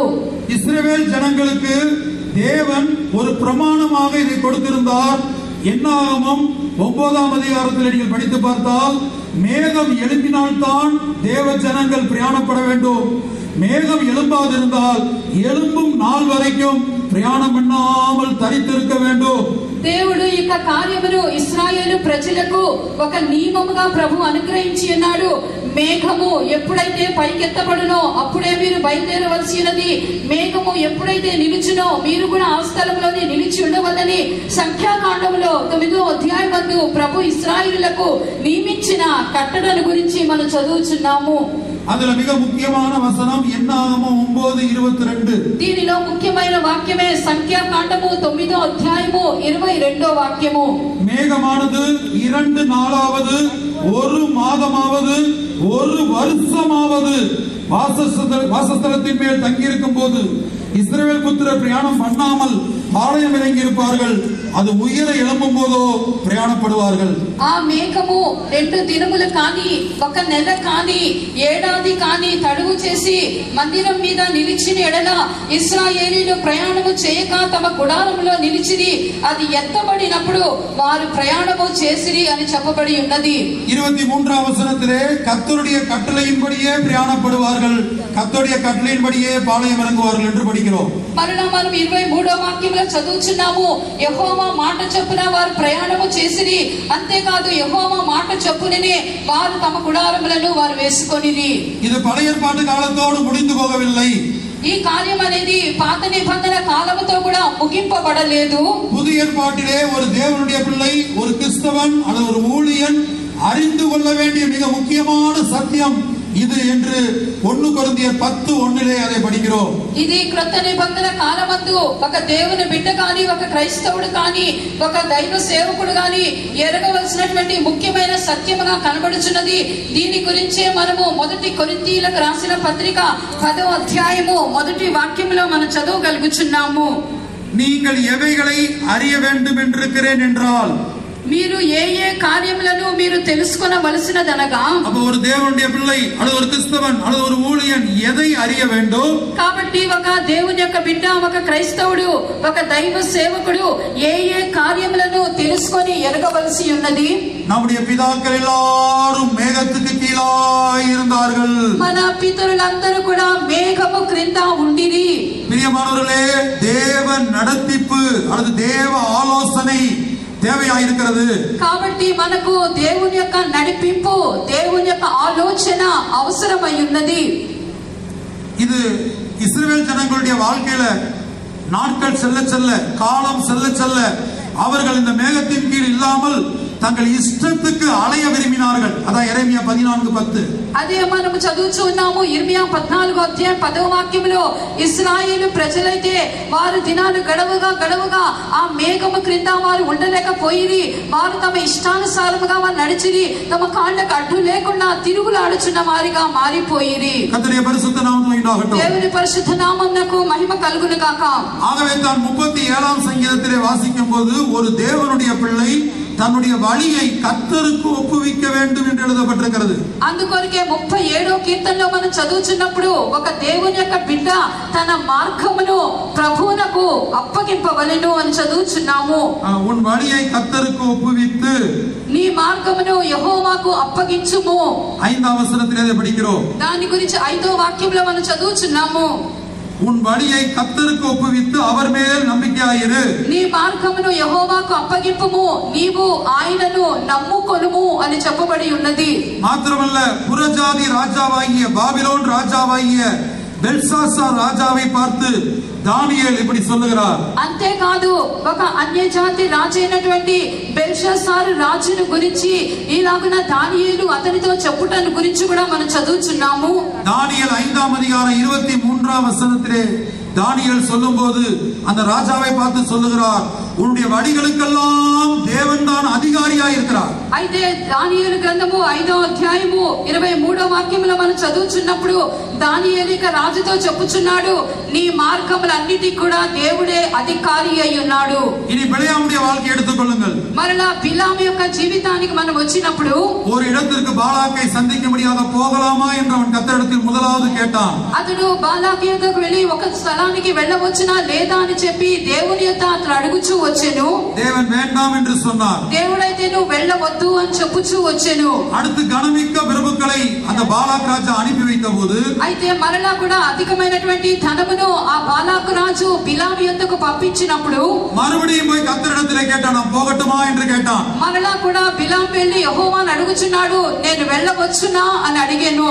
ஆனா கர்த்தர் போ என்று சொன்னார். అయితే దేవుడు అతనితో నువ్వు వెళ్ళుము అని చెప్పాను. இவன் புறப்பட்டு போகும்போது అయితే అతడు బయలుదేరి వెళ్ళుచుండగా அங்க உருவின பட்டயத்தோடு கர்த்தருடைய தூதன் வழிமறித்தார். అతడు దూసినటువంటి ఖడ్గముతో యెహోవా యొక్క దూత మార్గమున అడ్డుపడెను. அப்போது கர்த்தர் என்ன சொல்கிறார் என்று படித்து பார்த்தால், అయితే ప్రభు ఏమని చెప్పినని మనం చదివినట్లయితే, உன் வழி எனக்கு மாறுபாடா இருக்கிறதினால் உனக்கு எதிரியாக புறப்பட்டு வந்தேன். నీ మార్గము నా ఎదుట అది వక్రముగా కనబడుచున్నందున నేను నీకు విరోధిగా నేను లేచి తిని అని చెప్పాను. அருமையான தேவனுடைய பிள்ளையே, பரலோக ராஜ்யத்திலே பிரவேசிக்க வேண்டுமானால் அல்லது இயேசுவின் ரகசிய வரிகளை எடுத்துக் கொள்ளப்பட வேண்டுமானால் பரலோகத்தில் இருக்கிற பிதாவின் சித்தம் செய்ய வேண்டும். కాబట్టి మనము పరలోక రాజ్యంలో ప్రవేశించాలంటే యేసు ప్రభు యొక్క రహస్య రాకడలో కొనిపోబడవలనంటే పరలోకంలో ఉన్న తండ్రి యొక్క చిత్తమును మనం సంపూర్ణంగా చేయవలసి ఉన్నది. இதை மத்தேயு 7:21 இயேசுவே தெளிவாக சொல்லுகிறார், பரலோகத்தில் இருக்கிற பிதாவின் சித்தத்தின்படி செய்கிறவனை தவிர வேறு யாரும் பரலோக ராஜ்யத்தில் பிரவேசிக்க முடியாது. మత్తయి సువార్త 7వ అధ్యాయము 21వ వాక్యములో యేసు ప్రభు తానే చెప్పినట్లుగా పరలోకమందున నా తండ్రి చిత్త ప్రకారము చేయువాడే ప్రవేశించును గాని మరి ఎవ్వడు కూడా దానిలోనికి ప్రవేశింపడు అని చెప్పాను. நீங்கள் சிறிதும் பெரிதுமான எந்த காரியங்களை செய்தாலும், కాబట్టి మీరు చిన్నదే గాని పెద్దదే గాని ఏ కార్యమైనా చేయుటకు మీరు తలపెట్టినప్పుడు நீங்கள் தேவனிடத்திலே உங்கள் வழிகளை ஒப்புவித்து, మీరు దేవుని యొద్ద మీ యొక్క మార్గములను అప్పగించి ஜெபித்து தேவ சித்தத்தை தேவனிடத்திலோ அல்லது பரிசுத்தவானுடைய நடத்திப்பின் கீழோ இருந்து காரியங்களை செய்ய வேண்டும். మీరు ప్రార్థన చేసి దేవుని యొద్ద నుంచి కానీ పరిశుద్ధుల యొక్క నడిపింపును అనుసరించి కానీ అది తెలుసుకొని మీ కార్యములను మీరు చేయవలసి ఉన్నది. இதைத்தான் 1 கொரிந்தியர் 10:1 நம்முடைய பிதாக்கள் எல்லாரும் மேகத்துக்கு கீழாய் இருந்தார்கள். దీని గురించి మనము 1 కొరింథీ 10వ అధ్యాయము 1వ వాక్యంలో చదివి ఉన్నాము. మన పితరులందరూ కూడా మేఘము క్రింద ఉండిరి. ஒருவேளை இந்த மேகத்துக்கு கீழாய் இருக்கிற தேவ நடத்திப்பின் கீழ் இருக்கிற வாழ்க்கை நமக்கு இல்லாவிட்டால் நாம் மேகத்துக்கு மேலாக ஏறிவிட்டோம் என்று அர்த்தம். அது லூசிபருடைய ஆவியாய் இருக்கிறது. ఒకవేళ మనము మేఘము క్రింద కనబడకుండా ఉన్నట్లయితే, మనము నడిపింపును అనుసరించి నడుచుకోకుండా ఉన్నట్లయితే మేఘము పైకి మనం ఎక్కి ఉన్నామని అర్థము. అనగా లూసిఫర్ యొక్క ఆత్మ గలవారిగా మనం మారిపోయి ఉన్నాము అని చెప్పి అర్థము. இனி கவனமாய் பார்ப்போம். எரேமியா 14ஆம் அதிகாரம் 10ஆம் வசனத்துல, யாரெல்லாம் அலைய விரும்புகிறார்களோ அவர்கள் அக்கிரமத்தை நினைத்து அவர்கள் பாவங்களை விசாரிப்பேன், அவர்கள் மேல் நான் பிரியமாக இருக்க மாட்டேன் என்று கர்த்தர் சொல்லுகிறார். మరలా మనము ఇర్మియా 14వ అధ్యాయము 10వ వాక్యంలో మనం చదువుచున్నాము, ఎవరినైతే దేవుడు అంగీకరించడం లేదో వారి గురించి చెప్పబడి ఉన్నది, వారి అక్రములను నేను ఇంకనూ కూడా నేను జ్ఞాపకము చేసుకొందును, వారి పాపమును బట్టి నేను వారిని శిక్షింతును, నేను వారిని అంగీకరింపను అని చెప్పబడి ఉన్నది. மறுபக்கத்திலே మరొక వైపున இந்த ஜனத்துக்காக, இப்படி அலைய விரும்புகிற ஜனத்துக்காக நீ விண்ணப்பம் பண்ண வேண்டாம், ஜெபிக்க வேண்டாம். ఈలాగన ఎవరైతే వారి ఇష్టానుసారముగా తిరుగులాడుచున్నారో వారి కొరకు నువ్వు ప్రార్థన చేయవద్దు, నువ్వు విజ్ఞాపన చేయవద్దు అని ఆయనతో చెప్పబడి ఉన్నది. 12ஆம் வசனத்திலே அப்படிப்பட்டவர்களை தான் நான் கொள்ளை நோயினால் வாதிப்பேன் என்று கர்த்தர் சொல்லுகிறார். అయితే 12వ వాక్యంలో అట్టి వారిని గురించి నేను వారిని తెగుళ్ళ చేత నాశనము చేతును అని చెప్పబడెను. வாதிப்பேன் என்றல்ல, கொள்ளை நோயினால் அவர்களை நிர்மூலமாக்குவேன். తెగుళ్ళ చేత వారిని బాధించేదనగా తెగుళ్ళ చేత వారిని నాశనము చేసి నిర్మూలము చేసేదను. ஒரு குறிக்கப்பட்ட இடத்திலிருந்து உறவினர்கள் வியாதிப்பட்டிருக்கிறார்கள் என்று அங்குள்ள ஊழியர்கள்ட்ட ஒரு கணவன் மனைவி, கொஞ்சம் வயசு கணவன் மனைவி வந்து கேட்டார்கள். ఒక భార్య భర్తలు ఇద్దరు అక్కడ ఉన్నటువంటి ఒక సేవకుని యొద్దకు వచ్చి వారి యొక్క బంధువులలో ఎవరో ఒకరు వ్యాధిగ్రస్తులై ఉన్నారని చెప్పి వారిని వెళ్ళి మేము దర్శించి రావచ్చునా అని చెప్పి ఆయన యొద్ద వారి ఆలోచన అడుగుటకు వారు వచ్చిరి. இவர்கள் கேட்டுக்கொண்டிருக்கும் போதே அவர்கள் மரித்து போன செய்தி வந்தது. వారు ఈలాగా అడుగుచున్నప్పుడే ఆ పలానా వ్యక్తి ఆ బంధువు మరణించి ఉన్నాడు అని వార్త వచ్చి ఉన్నది. அப்போது அங்குள்ள நடத்திப்புக்காரர் சொன்னார், கர்த்தர் சொல்லுகிறார், இங்கே நீங்க போக வேண்டாம். అప్పుడు అక్కడ ఉన్నటువంటి నడిపించు వారైనటువంటి పరిశుద్ధులు చెప్పిరి, వారు మరణించి ఉన్నారు కదా, ఇక మీరు వెళ్ళవద్దు. ஆனால் அவர்கள் மிகவும் நெருங்கிய உறவினர்கள், எங்களால் போகாம இருக்க முடியாது என்று ஊழியர்களிடம் சொல்லிட்டு அவங்க புறப்பட்டு போனாங்க. అయితే వారు మాకు చాలా సమీప బంధువులై ఉన్నారు, మేము తప్పక వెళ్ళాలని చెప్పి ఆ సేవకుని యొద్ద తెలియపరిచి ఆ స్థలానికి వారు వెళ్ళిరి. రెండు పేరు நல்ல விசுவாசிகள் தான். వారిద్దరు కూడా భార్యాభర్తలు మంచి విశ్వాసులై ఉన్నారు. இவர்கள் போய் அந்த அடக்காரதிலே பங்கெடுத்து விட்டு திரும்பி வந்தபோது இவர்கள் இருவருக்கும் கொரோனா பாதித்து இருந்தது. అయితే ఇద్దరు కూడా వెళ్ళి అక్కడ భూస్థాపన ఆరాధన చూచుకొని ఇంటికి తిరిగి వచ్చినప్పుడు వీరిద్దరికి కూడా కరోనా అంటుకొని బాధితులుగా మార్చబడిరి. రెండు పేరు వేరే వేరే మరుத்துவமனையிலே சேர்க்கப்பட்டார்கள். వారిద్దరు కూడా వెవ్వేరు ఆసుపత్రిలో చేర్చబడి ఉన్నారు. முதல் நாள் மனைவி மரித்து போனார். మొదటి దినమందు భార్య చనిపోయినది. கணவன் பார்க்கவில்லை, భర్త చూడలేదు. அவர் மருத்துவமனையில் இருக்கிறார். అయితే ఆయన వేరొక ఆసుపత్రిలో ఉన్నారు. மிகவும் கொஞ்சம் வயசுதான். అయితే ఇద్దరు కూడా ఒకే చిన్న వయసు అయి ఉన్నది. அவர்கள் அடக்கம் பண்ணப்பட்டார்கள். పాతి పెట్టబడింది. அடுத்த நாள் கணவர் மரித்து போனார். మరుసటి దినమందు ఆ భర్త కూడా మరణించిరి. கர்த்தருடைய பரிசுத்த நாமத்துக்கு மகிமையுண்டாகட்டும். దేవుని పరిశుద్ధ నామమునకు మహిమ కలుగును గాక. சில வேளை சில இடங்களுக்கு நாம் போக முடியாத தீர்மானிக்கும் போது, అయితే కొన్ని సందర్భాలలో కొన్ని స్థలానికి మనం వెళ్ళుటకై తీర్మానించినప్పుడు, நீங்க அப்போஸ்தலர்களை படித்து பார்த்தீங்கன்னா பவுல் ஊழியம் செய்வதற்காக சுவிசேஷத்தை அறிவிப்பதற்காக சில இடத்துக்கு போக முடியாது తీర్మానించారు. అయితే పరిశుద్ధ పౌలుని గురించి కూడా అపోస్తల కార్యాల్లో మనం చదువుచున్నప్పుడు కొన్ని స్థలాలకు వెళ్ళుటకు సువార్త సేవలు చేయనట్లుగా వెళ్ళ నిమిత్తమై ఆయన తీర్మానించుకొనెను. ஆனால் சுவிசேஷம் அறிவிப்பதற்காக இருந்தாலும் பரிசுத்த ஆவியானவர் அவரை போக ஒட்டாதிருந்தார், தடை பண்ணினார். అయితే మనము సువార్త ప్రకటించుటకు ఆయన వెళ్ళవల్లని కోరినప్పటికీ కూడా పరిశుద్ధాత్మ వారిని వెళ్ళనీయలేదు అని చెప్పి మనం చదువుచున్నాము. అపోస్తలర్ 16వ అధికారం 6వ వచనத்தை వాసిக்கும்போது దాని గురించి మనము అపోస్తల కార్యములు 14వ అధ్యాయము 6వ వాక్యంలో మనం చదువునప్పుడు, அவர்கள் பிரிகியா கலாத்தியா நாடுகளை கடந்து போனபோது ஆசியாவிலே வசனத்தை சொல்லாதபடிக்கு பரிசுத்த ஆவியினாலே தடை பண்ணப்பட்டு மீசியா தேசம் மட்டும் வந்து பித்தினியா நாட்டுக்கு போக பிரயத்தனம் பண்ணினார்கள். ஆவியானவரோ அவர்களை போக వట్టాదిருந்தார். అయితే వారు గలతియా కిలికియా దేశాల నుంచి పడి వెళ్ళుచు ఉండినప్పుడు వారైతే వారు దేవుని యొక్క వాక్యమును ప్రకటించిన నిమిత్తమై వారు వెళ్ళిరి. మూసియా దగ్గరికి వచ్చి బెతూనియాకు వెళ్ళుటకు వారు ప్రయత్నం చేసిరి, కానీ యేసు ఆత్మ వారిని వెళ్ళనీయలేదు అని చదువుచున్నాము. கர்த்தருடைய பரிசுத்த நாமத்துக்கு மகிமையுண்டாகட்டும். దేవుని పరిశుద్ధ నామమునకు మహిమ కలుగును గాక. அப்ப நாம் தேவ ஊழியர்களா இருந்தாலும் விசுவாசிகளா இருந்தாலும் புதிய ஆத்துமாக்களா இருந்தாலும் நாம் மேகத்துக்கு கீழாக தேவ நடத்திப்புக்கு தேவ ஆலோசனைகளுக்கு கீழாக காணப்பட வேண்டும். కాబట్టి మనము దేవుని సేవకులమే గాని విశ్వాసులము క్రైస్తవులమే కానీ మనము మేఘము క్రింద కనబడవలసి ఉన్నది. దేవుని యొక్క నడిపింపు క్రింద, దేవుని యొక్క ఆలోచన క్రింద మన కనబడుట అవసరమై ఉన్నది. இப்ப எரேமியா 14వ அதிகாரம் 10 லிருந்து 12 வரை வாசித்தபடி, ఇర్మియా 14వ అధ్యాయము 10 నుండి 12 వాక్యముల వరకు మనం చదివిన ప్రకారము, இந்த அலைய விரும்புகிற ஜனங்களுக்கு என்ன சம்பவித்தது? ఈలాగున తిరుగులాడుటకు ఇచ్చగలిగినటువంటి జనులకు ఏమి సంభవించి ఉన్నది? கொரோனா வந்தபோது, லாக்டவுன் உண்டான போது என்ன சம்பவித்தது நாம் அறிந்திருக்கிறோமே. మనకందరికీ తెలియను, కరోనా వచ్చినప్పుడు లాక్డౌన్ వేసినప్పుడు ఏమి సంభవించి ఉన్నదని. படிக்கக்கூடிய பிள்ளைகள் ஸ்கூலுக்கோ காலேஜுக்கோ போக முடியவில்லை. வீட்டுல இருந்து டெய்லி ஸ்கூலுக்கு போற பிள்ளைங்க, కాలేజీకి పోற పిల్లలకి పోగ முடியவில்லை. అయితే చదువుకొనుచున్న పిల్లలు తమ యొక్క విద్యాభ్యాసం నిమిత్తము వారు పాఠశాలకు వారు వెళ్ళలేకపోయిరి.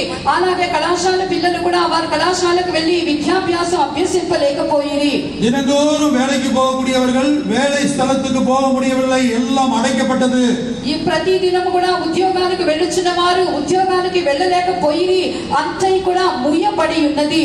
ஆகவே முழு உலக ஜனங்களும் ஒரு லாக்டவுனுக்குள்ள, அதாவது வீட்டை விட்டு வெளியே வர முடியாமல் ஆண்டவர் எல்லோரையும் லாக்டவுன்ல வைத்திருந்தார். అందుకొరకే జనులందరూ కూడా ఇంటి నుండి బయటకి వారు వెళ్ళలేకున్నట్లుగా లోకమంతా కూడా ఇక లాక్డౌన్ చేత ముయ్యబడినటువంటి కాలముగా కనబడి ఉన్నది. கர்த்தருடைய பரிசுத்த நாமத்துக்கு உண்டாகட்டும். దేవుని పరిశుద్ధ నామమునకు మహిమ కలుగును గాక. நாம் வேதத்திலே கூட சில சந்தர்ப்பங்களிலே தேவன் லாக்டவுன் நியமித்திருக்கிறார். అలాగే వాక్యమందు కూడా మనం చూచినప్పుడు కొన్ని సందర్భములలో ప్రభు కూడా లాక్డౌన్ ఆయన నియమించి ఉన్నాడు. பஸ்கா அந்த சங்கார தூதன் கடந்து போன அந்த சந்தர்ப்பத்தை நீங்க வேதத்திலே படித்து பார்த்தால் வீட்டை விட்டு அவர்கள் யாரும் வெளியே வர முடியாது. అక్కడ పస్కా గొర్రెపిల్ల వధింపబడినప్పుడు సంహారకుడు ఎప్పుడైతే వెళుచు ఉన్నాడో వారికి బయలుపరచబడి ఉన్నది, ఎవ్వరు కూడా తమ ఇంటి నుండి బయటకి రాకూడదు. எரிகோ பட்டணத்தின் மேல் தேவனுடைய நியாய தீர்ப்பு வந்தபோது அந்த வேசியின் குடும்பம், வேசி மாத்திரமல்ல அந்த குடும்பம் முழுவதும் அவர்களுக்கு கொடுக்கப்பட்ட பிரமாணம் வீட்டை விட்டு வெளியே இறங்கக்கூடாது. அது ஒரு லாக்டவுன்ல இருக்க வேண்டும். అలాగే ఎరికో పట్టణం అంతటి మీద కూడా దేవుని యొక్క న్యాయ తీర్పు అనేది వచ్చినప్పుడు ఆ ఎరికో పట్టణంలో కనబడుచున్నటువంటి ఆ యొక్క వేశ్య ఆమె మాత్రమే కాదు, ఆమె కుటుంబం అంతా కూడా తన ఇంటిలోనే ఉండవలసి ఉన్నది, ఎవరు కూడా బయటికి రాకూడదు. ఇది కూడా ఒక లాక్డౌన్ వంటి అనుభవంగానే కనబడుచున్నది. இது போல வேதத்துல பல சம்பவங்களை நாம் பார்க்கிறோம். சில குறிக்கப்பட்ட காலகட்டத்திலே தேவன் சில தேவனுடைய பிள்ளைகளை வீட்டை விட்டு வெளியே வராமல் சில காலம் சில நாட்கள் அப்படி அடைத்து வைத்திருந்ததை நாம் பார்க்கிறோம். అలాగే వాక్యమందు మనం పలు సందర్భాల్లో మనం చూస్తున్నాము, దేవుని యొక్క బిడ్డలను ప్రభు వారి ఇంటి నుండి బయటకు రాకుండానట్లుగా ఇంటిలోనే వారు ముయ్యబడినట్లుగా వారు కొన్ని దినములు కొన్ని నెలలు అలాగే లోపల ఉండినట్లుగా మనం చూడగలుగుతున్నాము. அப்ப கொள்ளை நோய் இந்த கொரோனா ஏன் இந்த உலகத்திலே வந்தது, காரணம் என்ன? కాబట్టి ఇక కరోనా అన్నటువంటి ఇక తెగులు ఇక భూమి మీదకి వచ్చుటకైనటువంటి కారణము ఏమై ఉన్నది? கிட்டத்தட்ட 8 காரணங்களுக்கு மேலாக அது 9 காரணங்களை ஆண்டவர் கொடுத்தால் மிக முக்கியமான காரணம் உங்களுக்கு முன்பாக வைக்கிற காரணம் தேவ சித்தம் இல்லாமல், தேவ நடத்திப்பு இல்லாமல், பரிசுத்தவான்களுடைய ஆலோசனை இல்லாமல் எந்த காரியத்தையும் செய்ய முடியாத போக வேண்டாம். కాబట్టి దాని కారణముగా ప్రభు 8 లేక 9 కారణములు నాకు తెలియపరిచి ఉన్నారు. దాంట్లో ముఖ్యమైనటువంటి కార్యము తెలియపరచబడి ఉన్నది. అదేమనగా దేవుని యొక్క చిత్తము లేకుండా, దేవుని యొక్క నడిపింపు లేకుండా, ఆయన యొక్క ఆలోచన లేకుండా ఏ కార్యమైనా మరి ఏదైనా చేయుటకు మనం వెళ్ళకూడదు. கர்த்தராகிய இயேசு கிறிஸ்து இந்த பூமியிலே இருந்தபோது கூட பிதாவாகிய தேவன் அவர் ஒரு லாக்டவுன்ல வைத்தார். అలాగే ప్రభు యేసుక్రీస్తు ఇక భూమి మీద ఉన్నటువంటి దినాలలో కూడా తండ్రి అయిన దేవుడు యేసునకు కూడా లాక్డౌన్ నియమించెను. యేసు இந்த பூமியில இருந்தபோது லாசரு மரியாள் மார்த்தாள் குடும்பத்தை அதிகமாய் நேசித்தார். యేసు ఇక భూమి మీద ఉండినప్పుడు మరియా మార్తా లాజరు యొక్క కుటుంబాన్ని అధికముగా ఆయన ప్రేమించెను. அப்போது யோவான் 11 அதிகாரத்துல லாசரு வியாதியாக இருக்கிறான் என்கிற செய்தி இயேசுவுக்கு வரவில்லை, நீர் சிநேகிக்கிறவன் வியாதியாக இருக்கிறான் என்றுதான் செய்தி வந்தது. అయితే మనం యోహాను సువార్త 11వ అధ్యాయంలో మనం చదువుతున్నప్పుడు లాజరు రోగి అయి ఉన్నాడు అనే వార్త యేసు ప్రభు యొద్దకు రాలేదు, కానీ నీ స్నేహితుడు రోగి అయి ఉన్నాడు అన్నటువంటి వార్త వచ్చి ఉన్నది. அப்போது நாம் படிக்கிறோம், இயேசு இந்த செய்தியை கேள்விப்பட்ட பிற்பாடு தான் இருந்த இடத்திலே மறுபடியும் 2 நாள் என்று நினைக்கிறேன் 2 நாள் தங்கினார். தேவன் அனுமதி கொடுக்கல. అక్కడ ఈ వార్త యేసు ప్రభునకు వచ్చిన తర్వాత దేవుడైతే అనుమతించలేదు. యేసు ప్రభు తాను ఉన్న చోటులోనే 2 దినాలు ఆయన నిలిచిపోయెను. 6ஆம் வசனத்திலே படிக்கிறோம், இந்த சிநேகிக்கிறவன் வியாதியாக இருக்கிறான் என்கிற செய்தியை கேட்ட உடனேயே அவனை சந்திக்க முடியாத இயேசு புறப்பட்டு போக பிதா அனுமதிக்காமல் இருந்த இடத்திலே 2 நாள் லாக்டவுன். నీవు ప్రేమించువాడు నీ స్నేహితుడు రోగి అయి ఉన్నాడు అన్నటువంటి వార్త యేసు ప్రభునొద్దకు వచ్చినప్పుడు వెంటనే లాజరును చూచుటకు వెళ్ళినట్లుగా తండ్రి అయిన దేవుడు యేసునకు అనుమతించలేదు.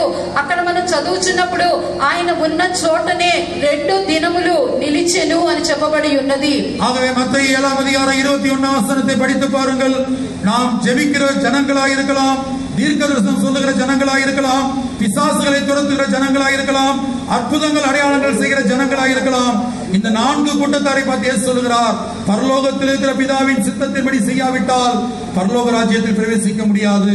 అందుకొరకే ఇక్కడ మత్తయి సువార్త 7వ అధ్యాయము 21వ వాక్యంలో మనం చదువుతున్నప్పుడు వారు ప్రార్థన చేసే గుంపు వారిగా కనబడవచ్చును, ప్రవచింపవచ్చును, దెయ్యములను వెళ్ళగొట్టవచ్చును, అద్భుత కార్యములను చేయవచ్చును.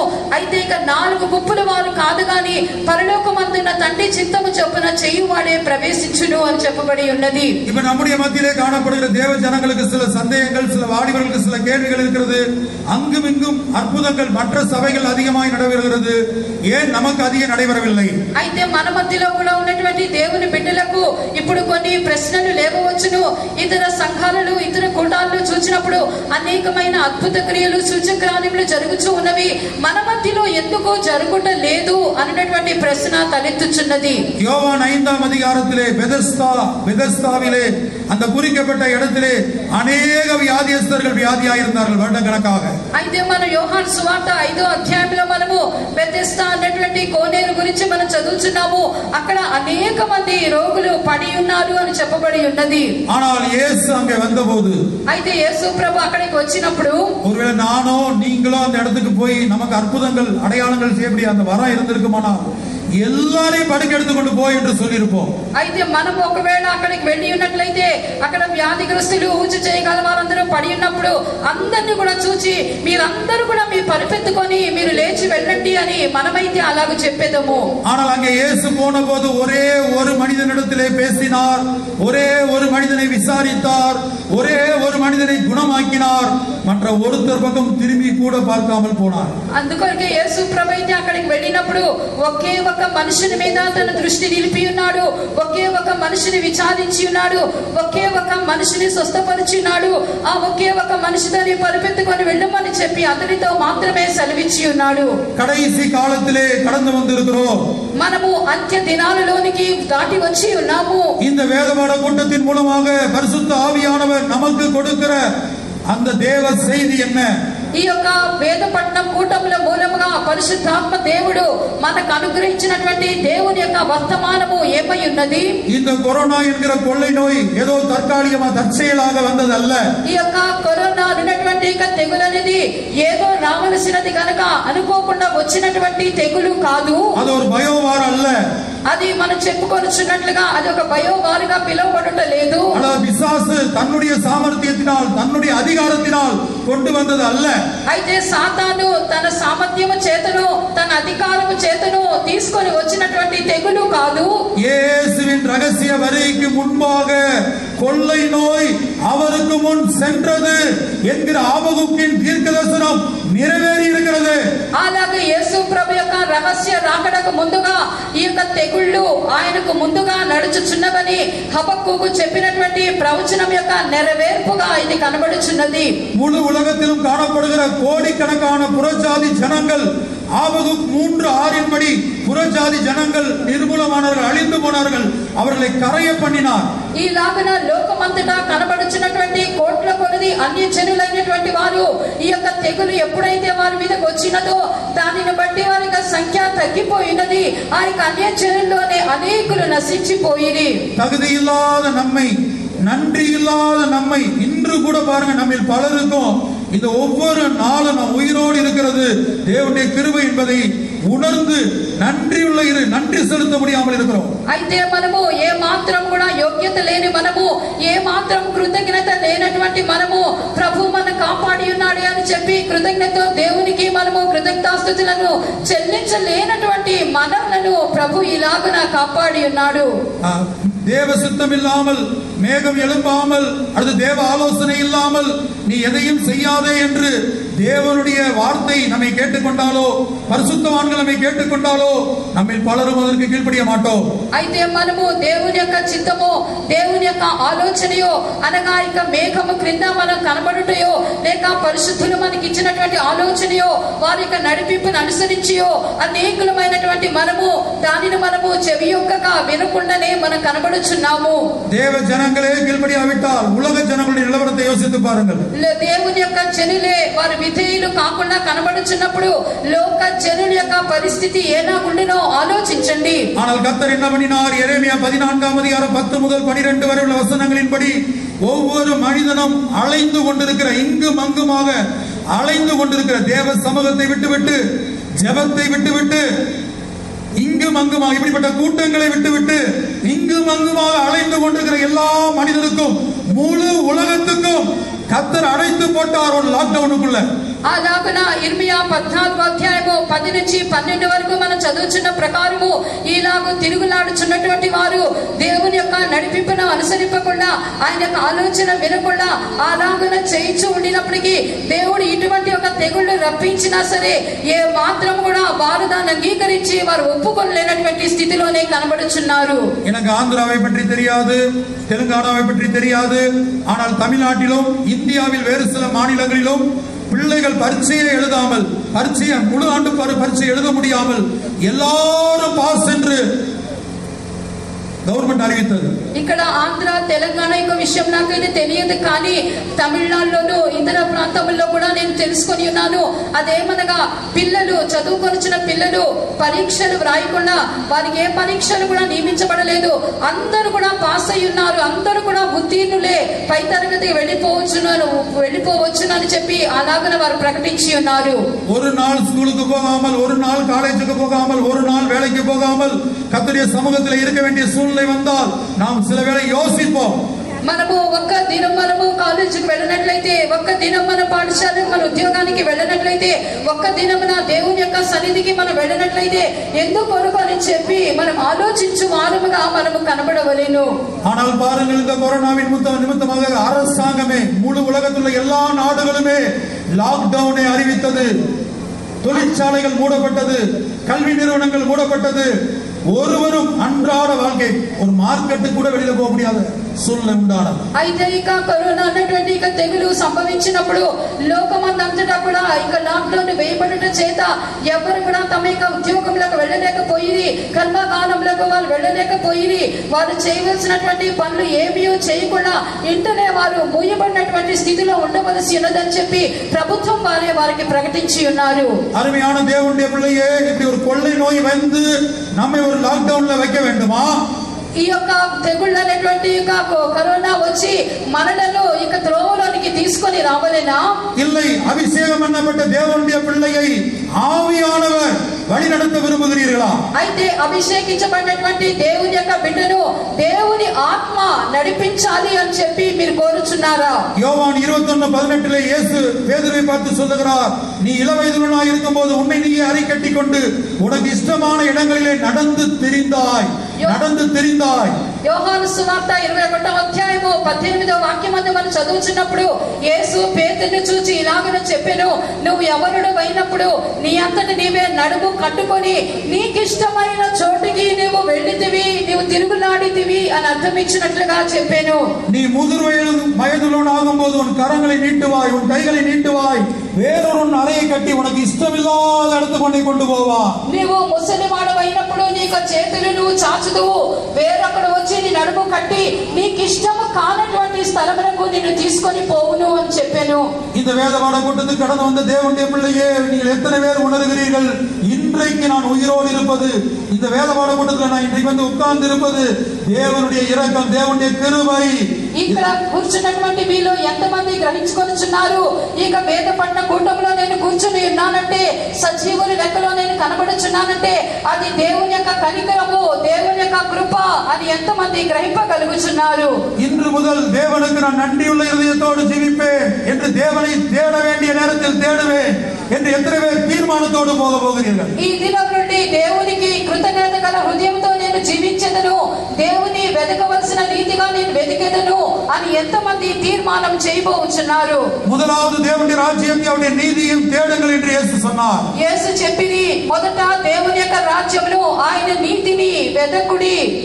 இந்த உலக பிரகாரமான எல்லா காரியங்களையும் முடித்து விட்டு సమయం கிடைக்கும் போது தேவனை தேடுவதல்ல, లోక ప్రకారమైన కార్యములన్నీ కూడా మనం ముగించుకొని మనకు సమయము దొరికినప్పుడు దేవుని మనం వెతుకుట కాదు, கர்த்தரை கண்டடையத்தக்க சமயத்தில் தேடுங்கள். యెహోవా మీకు దొరుకు కాలమందు ఆయనను మీరు వెతుకుడి. எப்போது அவரை கண்டடையலாம்? ఎప్పుడు ఆయనకు మనకు దొరుకును? இன்றைக்கு உலகத்தில் ஒரு மினிஸ்டரை பார்க்க வேண்டுமானால், கலெக்டரை பார்க்க வேண்டுமானால் நம்ம அப்பாயின்மெண்ட் வாங்கிட்டு போறோம். ఎక్కడైనా లోకంలో ఒక మంత్రిని గాని ఒక ముఖ్యమైన వ్యక్తిని గాని మనం కలుసుకోవాలంటే వారి యొద్ద నుంచి ఏ దినమున రావాలని ఒక నియమించబడిన దినాన్ని మనం తీసుకొని వారి యొద్దకు వెళ్దాము. அப்படியானால் ஜீவனுள்ள தேவனை, அண்ட சராசரங்களை படைத்த தேவனை எப்போது எப்படி கண்டடையலாம்? అలాగైతే జీవము గల దేవుని, సర్వ ప్రపంచం సృష్టించిన దేవుని ఎప్పుడు మనకు దొరకలేడు. கண்டடைவார்கள். వేకునే నన్ను వెదుకువారు నన్ను కనుగొందురు. இங்கே காணப்படுகிற தேவ ஜனங்கள் மத்தியிலே எத்தனை பேர் அதிகாலை ஸ்தோத்திர ஜெபத்திலே உண்மையாய் இருக்கிறீர்கள்? ఇక్కడ కూర్చున్నటువంటి దేవుని యొక్క జనులు ఎంతమంది వేకువ జాము స్తోత్ర ప్రార్థన విషయంలో నమ్మకస్తులుగా కనబడుచున్నారు? நன்றியுள்ள இருதயத்தோடு இருக்கிறவர்கள் ஒருபோது அதிகாலையிலே துதிக்காமல் இருக்க முடியாது. కృతజ్ఞత కలిగిన హృదయంతో ఉన్నవారు ఒక్క దినమైన వేకువ జామున లేవకుండా వారు ఉండలేరు. தேவன் ஒரு தேவனுடைய பிள்ளைக்கு உதவி செய்கிற வேலை, சகாயம் பண்ணுகிற வேலை அதிகாலை வேலையாக இருக்கிறது. దేవునికి దేవుని యొక్క బిడ్డలకు సహాయము చేయనటువంటి సమయము అది వేకువ జామై ఉన్నది. సంగీతத்திலே படிக்கிறோம், அதிகாலையிலே தேவன் அதற்கு சகாயம் பண்ணுவார். అందుకొరకే కీర్తనలో కూడా మనం చదువుచున్నాము, వేకువనే వెదుకు వారికి సహాయం అనుగ్రహించును. உங்களோடு, உங்கள் பிள்ளைகளோடு, உங்கள் குடும்பத்தோடு போராடுகிற பிசாசின் வல்லமைகளை, அக்கிரமத்தின் வல்லமைகளை தேவன் அழிக்கிற வேலை அதிகாலை வேலை. కాబట్టి మీకు విరోధముగాను, మీ కుటుంబములకు విరోధముగాను, మీ పిల్లలకు విరోధముగాను పోరాడుచున్నటువంటి ప్రతి విధమైన శక్తి నుండి, అక్రమ శక్తుల నుండి మీకు విడుదల అనుగ్రహించేదే వేకువ జామై ఉన్నది. 101 சங்கீதம் 8 வசனத்திலே அக்கிரமக்காரர் யாவரும் கர்த்தருடைய நகரத்தில் இராதபடி வேறு அறுப்புண்டு போக அதிகாலமே அவர்களை சங்கரிப்பே. అందుకొరకే 101వ కీర్తనలో మనం చదువుచున్నాము, భక్తిహీనులు అనేటువంటి ఒక పేరు భూమి మీద ఉండకుండా అది తుడిచివేయబడినటువంటి సమయము, దేవుడు వారిని సంహరించే సమయము వేకువ జామై ఉన్నది. குடும்பத்தோடு கர்த்தரை தேடுகிறீர்களா? మీరు కుటుంబ సమేతముగా ప్రభువుని వెతుకుచున్నారా? தேவன் அட்டெண்டன்ஸ் எடுத்ததை நாம் பார்க்கிறோம். మనము దేవుని యొక్క నియమించినటువంటి క్రమంలో మనం చూస్తున్నాము. நியாயாதிபதிகள் 21ஆம் அதிகாரத்தில் న్యాయాధిపతులు 21వ అధ్యాయములో இது போன்ற ஒரு சபை கூடுதல் அறிவிக்கப்பட்டது.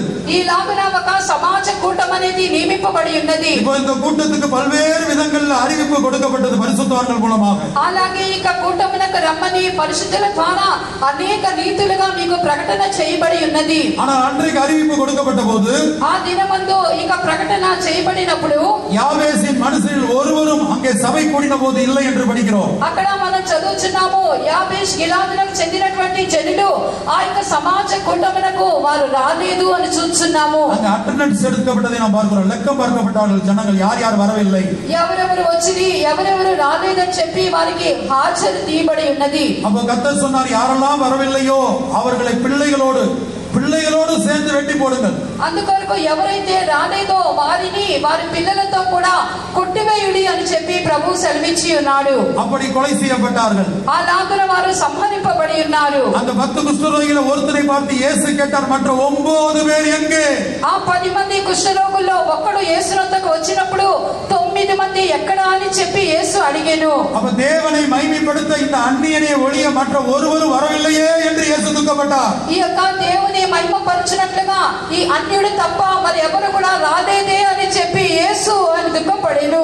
அன்றைக்கு தேவ சமூகத்துக்கு தனிமையாய் போன காயினை பார்த்து கர்த்தர் கேட்டார், உன் சகோதரனாகிய ஆபேல் எங்கே? ఆ దినమందు దేవుని యొక్క సన్నిధికి ఒంటరిగా వెళ్ళినటువంటి కయీను చూచి ప్రభు అడుగుచున్నాడు, నీ తమ్ముడైనటువంటి హేబేలు ఎక్కడా?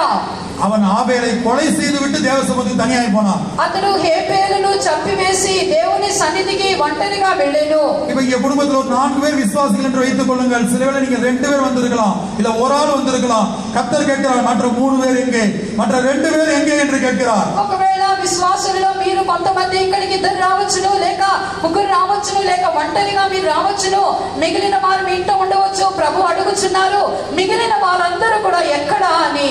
ஆகவே ஒரு நன்றி உள்ள இருதயத்தை இந்த முதல் கூட்டத்திலே நாம் பெற்றுக்கொள்வோம். కావున ఈ మొట్టమొదటి కూటంలో మనమందరం కూడా కృతజ్ఞత గల హృదయాన్ని మనం పొందుకుందాము. நன்றி உள்ள இருதயத்தை தேவன் நம்மிடத்திலே எதிர்பார்க்கிறார். కృతజ్ఞత గల హృదయాన్ని ప్రభు మన ఎదురు నుండి ఎదురు చూస్తున్నాడు. இந்த இடத்திலே கடந்து வந்த ஒவ்வொருவரும் இன்றைக்கு நான் உயிரோடு இருப்பது இந்த கொரோனாவின் அந்த நாட்களை நினைவு கூறுங்கள், அதை திரும்பி பாருங்கள். కాబట్టి ఇక్కడ కూడి వచ్చినటువంటి మనమందరం కూడా ఆ దినాల్లో ఏలాగైనా మనం దేవుని యొద్ద నిలువు కాళ్ళు వేసినామో ఆ దినాలను మనం మరొకసారి కూడా మనం జ్ఞాపకం చేసుకుందాము. இந்த படங்களை நோக்கி பாருங்கள். அடக்கம் பண்ணுவதற்கு இடமில்லாமல், எரிப்பதற்கு இடமில்லாமல் எவ்வளவு ஜனங்கள் மரித்து போனார்கள். ఈ పటంలో మీరు చూడండి, పాతి పెట్టుటకు స్థలం లేకుండా, కాల్చివేయుటకు స్థలం లేకుండా ఎంతమంది జనులు ఆలాగున నిలబడి ఉన్నారో మనం చూడగలుగుతున్నాము. இப்போது கடந்த மாதத்திலே கூட ஒரு குடும்பத்திலே, ஒரு பெரிய ஐஸ்வர்யம் உள்ள ஒரு குடும்பத்திலே ஒரு விசுவாசி ஐயா மரித்து போனார். மனைவி பார்க்கவில்லை, ஏன்னா அவங்களும் கொரோனா வந்து ஹாஸ்பிட்டல் இருக்கிறாங்க, இப்ப இருக்கிறாங்க. అయితే గత నెలలో కూడా చూచినప్పుడు ఒక మంచి కుటుంబము, మంచి ఐశ్వర్యవంతుడైన వ్యక్తి ఆయన మరణించి ఉన్నాడు. మరణించినప్పుడు భార్య కూడా వచ్చి చూడలేకపోయి ఉన్నది. ఎందుకనగా భార్య కూడా కరోనా చేత ఆసుపత్రిలో చేర్చబడి ఉన్నది. பாருங்கள், அரசாங்கம் அறிவித்தது அந்த முதல் கொரோனா அலையின் போது குடும்பத்தில் உள்ளவர்களை கூட அந்த அடக்க ஆராதனையிலே பங்கெடுக்க முடியவில்லை. சில இடங்கள்ல, சில நாடுகள்ல அந்த மரித்து போன சரீரத்தை, அந்த பாடிய குடும்பத்துல கவர்மெண்ட் ஒப்படைக்கல. అలాగే మనం చూసినప్పుడు ఇలాగనే కరోనా వల్ల మరణించిన వారిని చూసి నిమిత్తము మరి ఇతర కుటుంబీకులకు ప్రభుత్వం వారు అనుమతించలేదు. అలాగనే కొన్ని దేశాలలో కూడా వారి యొక్క శవములు చూచుటకు కూడా ఏమాత్రం కూడా ప్రభుత్వం వారు అంగీకరింపలేదు. அப்ப இதெல்லாம் ஏன் நடந்தது? ఇదంతా కూడా ఎందు నిమిత్తము జరుగుతున్నది? லூக்கா 21 அதிகாரத்தில் இயேசு சொல்லுகிறார், இந்த அடையாளங்களை நீங்கள் பார்க்கும்போது நீங்கள் நிமிர்ந்து பார்த்து உங்கள் தலைகளை உயர்த்துங்கள். అందుకొరకే లూకా సువార్త 21వ అధ్యాయంలో యేసు ప్రభు ఇలాగనే చెప్పెను, ఇవన్నీ కూడా జరగన ఆరంభించినప్పుడు మీరు నిటారుగా నిక్కి నిలిచి తలను పైకెత్తుకొనుడి అని చెప్పెను. தலைகளை உயர்த்துங்கள், తలను మీరు పైకెత్తుకొనుడి అని చెప్పెను. సమీపం, మీ యొక్క విడుదల సమీపించి ఉన్నది. శరీర మీన్பாகிய வரிகளை எடுத்துக்கொள்ளப்படுதல். ఈ విడుదల అనేది దేహ విమోచనమైన ప్రభు రాకడలో కొనిపోబడుటై ఉన్నది. கொள்ளை நோய் முன்பு வந்து விட்டது. మీ యొక్క తెగుళ్ళు ముందుగా వచ్చి ఉన్నవి. இதோ இயேசு முன்பு வருகிறார். ఇదిగో యేసు దాని వెనుక వచ్చుచున్నాడు. యేసు దాని వెనకే ఉన్నాడు. இதோ நியாயாதிபதி வாசல் அருகே வந்து விட்டார். ఇదిగో న్యాయాధిపతి వాకిట నిలబడి ఉన్నాడు. தேவ ஜனமே, நீ நிமிர்ந்து பார்த்து தலைகளை உயர்த்து. దేవుని యొక్క జనమా, నిటారుగా నిలబడి తలలు పైకెత్తుడి.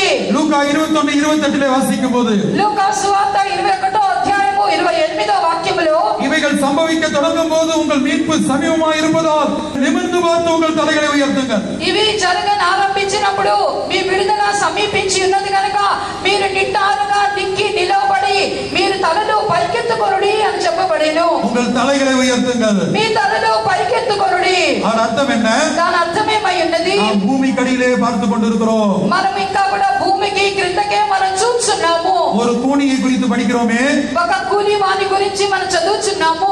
அவள் எவ்வளவேனும் நிமிரக்கூடாத கூனி என்று படிக்கிறோம். ఒక వాడు కూలి వానిగా కనబడుచున్నాడు, ఏ మాత్రం కూడా తిన్నగా నిలబడలేని స్థితిలో కనబడుచున్నది. பல வருஷங்களாக சாத்தான் அவளை கட்டி வைத்திருந்தான் என்று இயேசு சொல்லுகிறார். పలు సంవత్సరములుగా సాతాను ఆమెను బంధించి ఉన్నది అని చెప్పబడి ఉన్నది. ஆனால் அவள் எவ்வளவு நிமிரக்கூடாத ஒரு கூனி என்று சொன்னால் குனிந்து கூனியை பார்த்து கொண்டிருப்பாள். ఏ మాత్రం కూడా ఆమె పైకి నిటారుగా నిలబడని స్థితిలో కనబడుతుంది. అనగా ఆమె కూనిగా కనబడి భూమిని ఆమె చూస్తూ ఉన్నది. இன்றைக்கு பலர் பூமிய காரியங்களை குறித்து கவலைப்பட்டு கலங்கி கொண்டிருக்கிறோம். ఈలాగని దినాల్లో మన అనేకులు భూ సంబంధమైన కార్యముల గురించి చింతపడి మన కలవరపడుచున్నాము. எப்போது பூமிக்குரிய காரியங்களை குறித்து சிந்தித்துக் கொண்டிருக்கிறோம். ఎల్లప్పుడూ భూ సంబంధమైన కార్యముల గురించి మనం ఆలోచించుకొనుచున్నాము. அப்படிப்பட்ட ஜனத்தை பார்த்து இயேசு சொல்லுகிறார், கொள்ளை நோய் வந்து விட்டது, இயேசு பின்பு வருகிறார். అటువంటి జనులను చూచి ఇలాగనే చెప్పబడుచున్నది, ఇదిగో తెగుళ్ళు వచ్చి ఉన్నవి, దాని వెనుక యేసు వచ్చుచున్నాడు. நீ தலைகளை உயர்த்து, தேவ ஜனமே தலைகளை உயர்த்து. కాబట్టి దేవుని యొక్క జనమా, మీ తలలు పైకెత్తుడి. அப்ப தலைகளை உயர்த்து என்று சொல்லும்போது ஒரு கூனிக்கு நிமிர்ந்து பார்த்து தலைகளை உயர்த்த முடியாது. ఇలాగన తల పైకెత్తమని చెప్పినప్పుడు నడుము వంగిపోయి గూనిగా కనబడుచున్న వారు పైకి తమ తల ఎత్తలేరు. பிலிப்பியர் 3ஆம் அதிகாரம் 18-19 வசனங்களிலே, అందుకొరకే మన ఫిలిప్పీ 3వ అధ్యాయము 18-19 వాక్యములలో, ஏனெனில் அநேகர் வேறு விதமாய் நடக்கிறார்கள், அவர்கள் கிறிஸ்துவின் சிலுவைக்கு பயங்கர் என்று உங்களுக்கு அநேகம் தரம் சொன்னேன், இப்பொழுது கண்ணீரோடும் சொல்லுகிறேன், அவருடைய முடிவு அழிவு. అనేకులు క్రీస్తు సిలువకు శత్రువులుగా నడుచుకొనుచున్నారు, వీరిని గురించి మీతో అనేక పర్యాయములు చెప్పి ఇప్పుడు కూడా చెప్పుచున్నాను, నాశనమే వారి అంతము. அவருடைய முடிவு அழிவு. వారి నాశనమే వారి అంతము. அவருடைய தேவன் வயிறு, వారి కడుపే వారి దేవుడు. அவருடைய மகிமை அவருடைய லட்சையே. వారు సిగ్గుపడవలసిన మాట యందు అతిశయపడుచున్నారు. அவர்கள் பூமிக்கு அடுத்தவைகளை சிந்திக்கிறார்கள். భూ సంబంధమైన వాటి మీదనే మనసుంచుచున్నారు. இயேசு அங்கே வந்தார். యేసు అక్కడికి వచ్చెను. அவள் எவ்வளவே நிமிரக்கூடாத கூனியாய் இருந்தால், ఆమె నడుము వంగిపోయి ఏ మాత్రం కూడా చక్కగా నిలబడలేకపోయెను. இயேசு அவளை விடுதலை ஆக்கினார். యేసు ఆమెను విడుదల చేసెను. அவர் தேவனை மகிமைப்படுத்தினார் என்று படிக்கிறோம். ఆమె దేవుని మహిమపరచెను అని చదువుచున్నాము. அதுபோல இன்றைக்கு நாம் అలాగే ఈ దినమున మనము அபிஷேகம் பண்ணப்பட்ட சபை ஸ்திரீக்கு ஒப்பாக சொல்லப்பட்டிருக்கிறது. అభిషేకించబడిన సంఘము స్త్రీకి పోల్చబడి ఉన్నది. வெளிப்படுத்தல் 12:1 அது ஒரு ஸ்திரீ என்று படிக்கிறோம். ప్రకటన గ్రంథము 12వ అధ్యాయము మొదటి వాక్యములో ఆమె ఒక స్త్రీ అని చదువుచున్నాము. நாம் எல்லாரும் தயவு செய்து எழும்பி நிற்போம். కాబట్టి మనం దయచేసి మనము లేచి నిలబడదాము. இந்த கொரோனாவின் 3 அலையை கடந்த பிற்பாடு మనము కరోనా యొక్క 3 అలలు దాటిన తర్వాత தேவன் நம்மை ஜீவனோடு வைத்திருக்கிறார். தேவனுடைய இரக்கத்தினால் நான் உயிரோடு இருக்கிறேன். దేవుడు మనను సజీవంగా ఉంచి ఉన్నారు. దేవుని యొక్క కనికరము చేతనే మనం సజీవ లెక్కలో ఉన్నాము. பவுல் சொல்லுகிறார், పౌలు ఇలాగనే చెప్పుచున్నాడు, நான் இருக்கிறது கிருபையினாலே இருக்கிறேன். నేను ఏమై ఉన్నాను? దేవుని కృప చేతనే అయ్యున్నాను.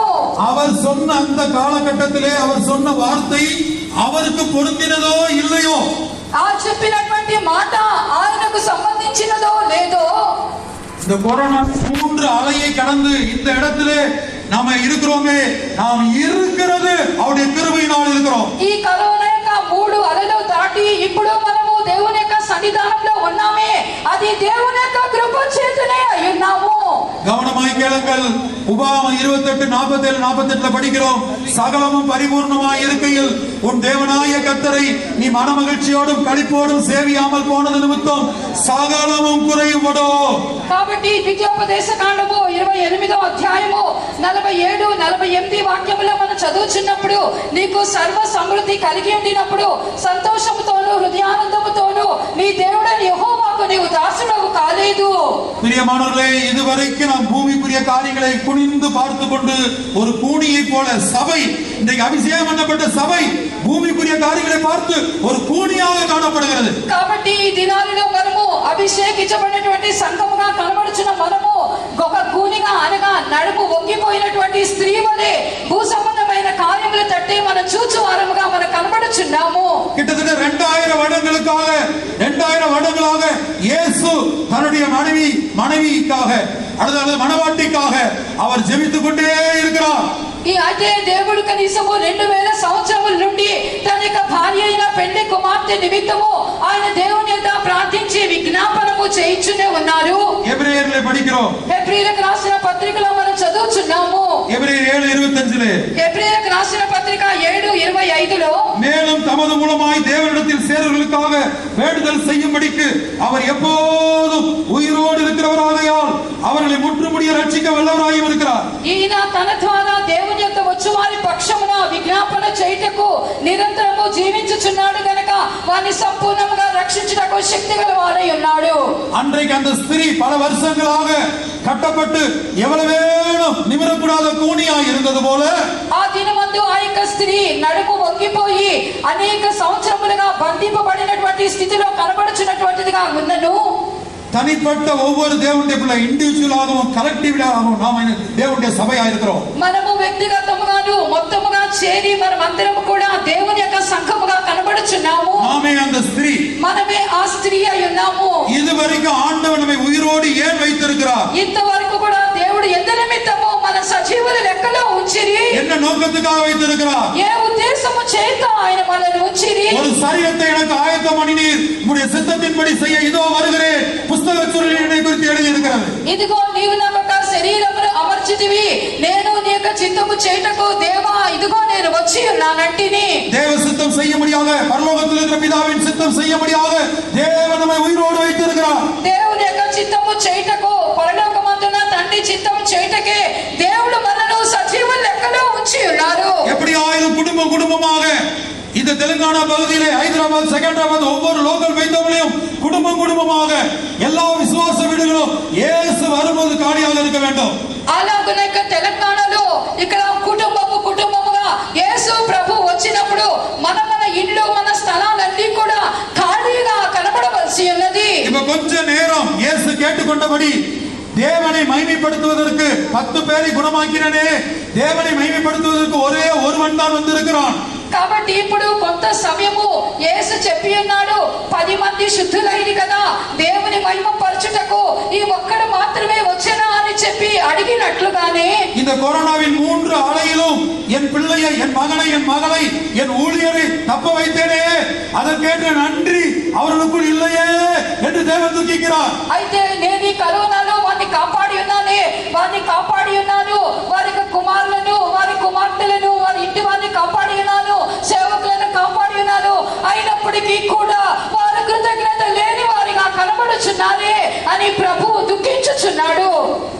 దేవ సముద్రమే సమర్పిపో. దేవుని యొక్క సన్నిధానంలో మనను సమర్పించుకుందాము. நமக்கு எல்லாவற்றையும் సమర్పిపో. మన ప్రభువుకు సమస్తము అర్పించుచున్నాము. அந்த கட்டுகள் அவிழ்க்கப்படட்டும். ఆ యొక్క బంధకములు కట్లన్నీ కూడా తెగిపోనివ్వండి. నిమిర్ந்து பார்த்து தலைகளை உயர்த்தி தேவனை మహిమపడుతూ చక్కగా నిలబడి నిలబడి దేవుని మహిమపరచండి. దేవుని ఉయర్తుவோமாக. దేవుని మనం హెచ్చించదము.